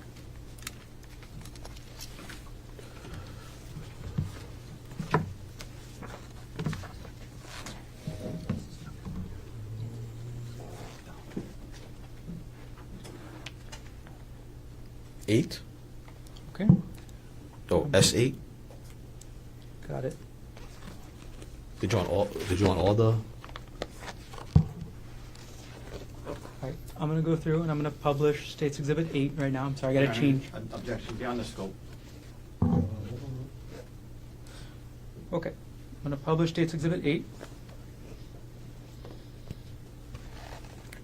Okay, Corporal, can you point us out to the blood you photographed in this one?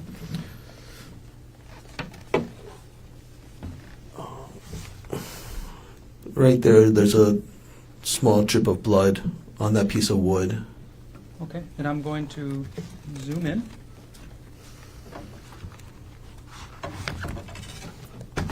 Corporal, could you point us out to the blood in this exhibit right now, to Exhibit 8? Right there. Okay, and you're directing the pointer towards the center of the screen at this point. Did you take any other photos of blood? Yes. Publishing State's Exhibit 9. Where was the blood in this photo? There's actually two. So there's this area of blood and also that area of blood. Okay, and you now directed the pointer towards the center of the screen and the center left of the screen for State's Exhibit 9. Okay, Corporal Wu, I'm going to publish this State's Exhibit alongside State's Exhibit 13.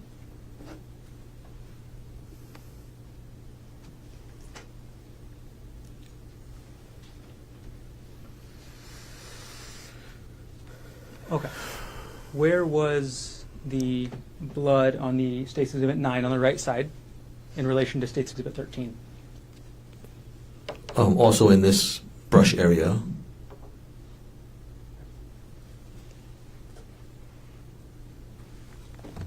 Did we miss any other photos of blood that you took, Corporal?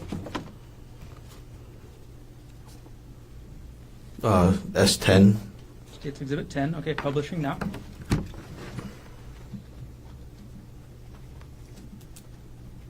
Okay, publish now State's Exhibit 10. Can you point us out to the blood on this exhibit? You can see the blood on the leaves and then the branch. Okay, and for the record, you're directing the pointer to the center of the screen. Correct. I'm going to publish now alongside State's Exhibit 10 with State's Exhibit 13. Could you orient us to where these two are together? State's Exhibit 10 and 13. I believe this should also be along the branch of the trail, not necessarily like inside that brushy area. Okay.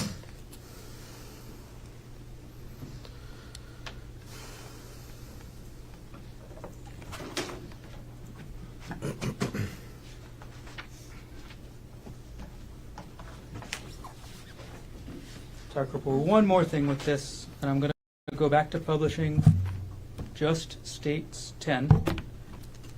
And I'm going to zoom in. Okay, can you point us out to the blood you photographed now? Here on the leaf, kind of like the branch or maybe bamboo shoot, the leaves over here. I think that's it. Okay. I think that's a dried leaf. And that's the general center and left area of this photo. Is that fair? Correct. Okay. All right, Corporal. Thank you very much.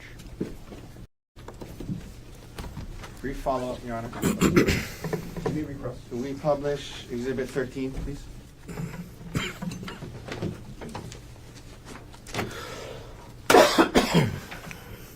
All right. Corporal Wu, you just, this was about a year ago, correct? Correct. And you just pointed to the area you believe the the blood was, right? Correct. But you did a report in this case back on the day that you took these photos, correct? Yes, I did. And it's a one-page report, correct? Correct. And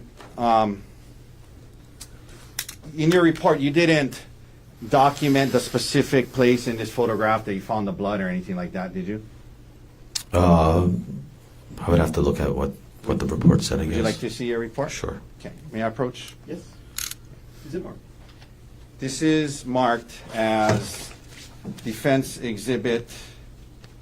I'm sorry, it's Bates stamp Konig P40. This is a report. Can you use State Exhibit 189? States Exhibit 189. Thank you. Okay. May I approach? Yes. Take a look at it and read it to yourself and let me know when you're ready.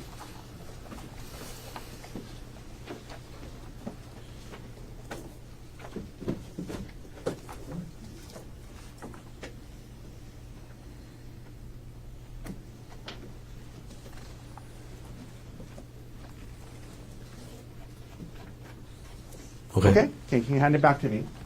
Did your report indicate where in this photo you saw the blood? Not specifically, but in the last line it does say, I mean, I could have read it, like 5 photos of the bush and the trail area. Yeah, I said 5 photos of blood found in the bush and area along the trail, right? Correct. But you're here a year later pointing to this photo saying it maybe in this area, but I mean, Objection argumentative. specifically, you never noted specifically where in this photo the close-ups of the blood was from, correct? Not besides that last sentence in my report. Not besides the general statement that 5 photos of blood found in the brush and area along the trail, correct? Correct. All right, thank you, sir. Any other questions? No, thank you. Corporal, thank you. You can step down. Watch that first step. Counsel, offer.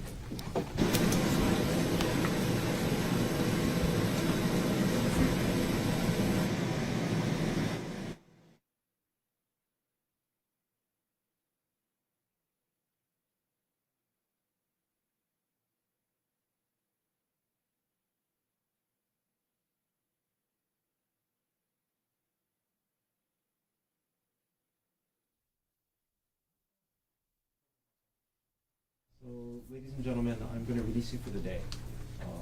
It's early. So, 2 bits of good news that go along with the early release. Number 1, we're actually ahead of schedule, which is why I'm releasing you early. So that's first bit of good news. The second bit of good news is the rain is coming. So it's good that you have an early start on the commute home today. I do have some instructions though. Rain is coming. We don't expect it to be like it was last week, Friday.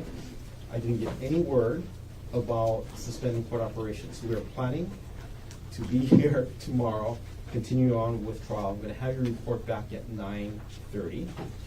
But because we're sensitive to the weather now, I would ask you to keep watching the news. And if there's any reports about government closures, if you have any questions, call us in the morning. We'll let you know. But I'm anticipating we're going to continue on. We're going to be wet on the commute, but I'm anticipating and expecting with court tomorrow coming back at 9:30. I have a couple of things I need to finish up on my morning calendar. We'll start up at 9:30. A couple of things to keep in mind though. Between now and when you come back at 9:30 tomorrow, remember those 3 rules. Okay, you know there's a camera, there's news, there's media about this case. Don't watch any of it. Don't try to look up the case. Okay? Don't talk to anybody about this case. Keep an open mind. Again, do not try to learn about this case outside of the courtroom. Okay? You have to resist the temptation. I know there's news. Don't watch it. Okay? Again, you must decide the case based on the evidence presented here in court. Leave your notebooks on the chair. They'll be waiting for you when you come back tomorrow morning. Okay, all of you have a safe drive home tonight. Have a good night. Safe drive back to court tomorrow. I'll see you at 9:30. All right.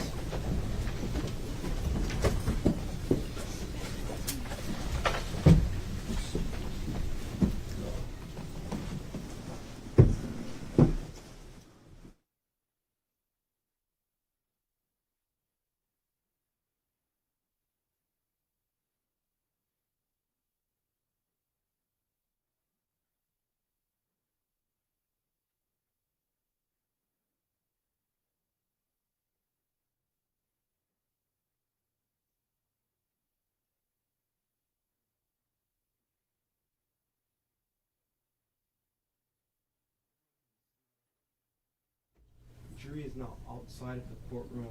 Mr. Garner, anything you want to take up on record on behalf of the state? On record, not at this moment. Mr. Otake, anything you want to take up on record on behalf of Dr.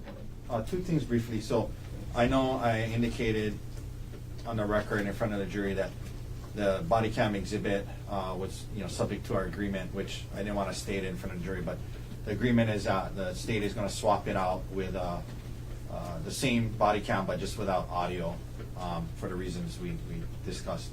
So number one, that should happen. So let me take care of that. Thank you. And thanks for reminding me, Mr. Otake. So, Mr. Garner, State Exhibit S4 is in evidence right now. Yes. I will ask that you prepare a modified exhibit that doesn't have the audio track.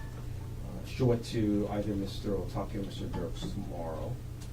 And if they approve, what we'll do is we'll substitute that new video without audio as S4, and we'll give you back the one with the audio track. Acceptable? Yes, thank you. Your Do you next have any issue. Question? Yes. Sorry, I do have a clarifying question. The officer did sign and date that disc. Could I have the audio redacted one just put on the same disc? Is that acceptable? What would happen to the original track? Sorry, the original track is on the disc that was admitted. So would there be both on there? No, what I'm suggesting is, I need to think about this for a moment before I. Do you have any objections to the state retrieving S4 and replacing the track with one without audio on that disc? If it can be done? No, so long as you can also delete the one with audio. Yeah. Absolutely. Yeah. Okay, that's fine. Try to take care of that. Yeah. Take a look at it tomorrow. We will. And if we need to deal with it again, happy to do so. Thank you. Yes, And then the Madam only Chair. second thing is, on the record for witnesses for tomorrow. I'll let you guys work out. We don't need that one. Oh, no, not necessarily. Yeah. But just before we all leave here. No, I do want to talk about scheduling off record up here at the bench.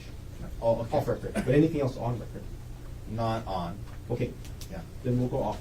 Then council approach. Before he, can he? Okay, well, Take your time. Yeah, just Take your time. Well, I want to know about the witnesses so I can tell them before he leaves.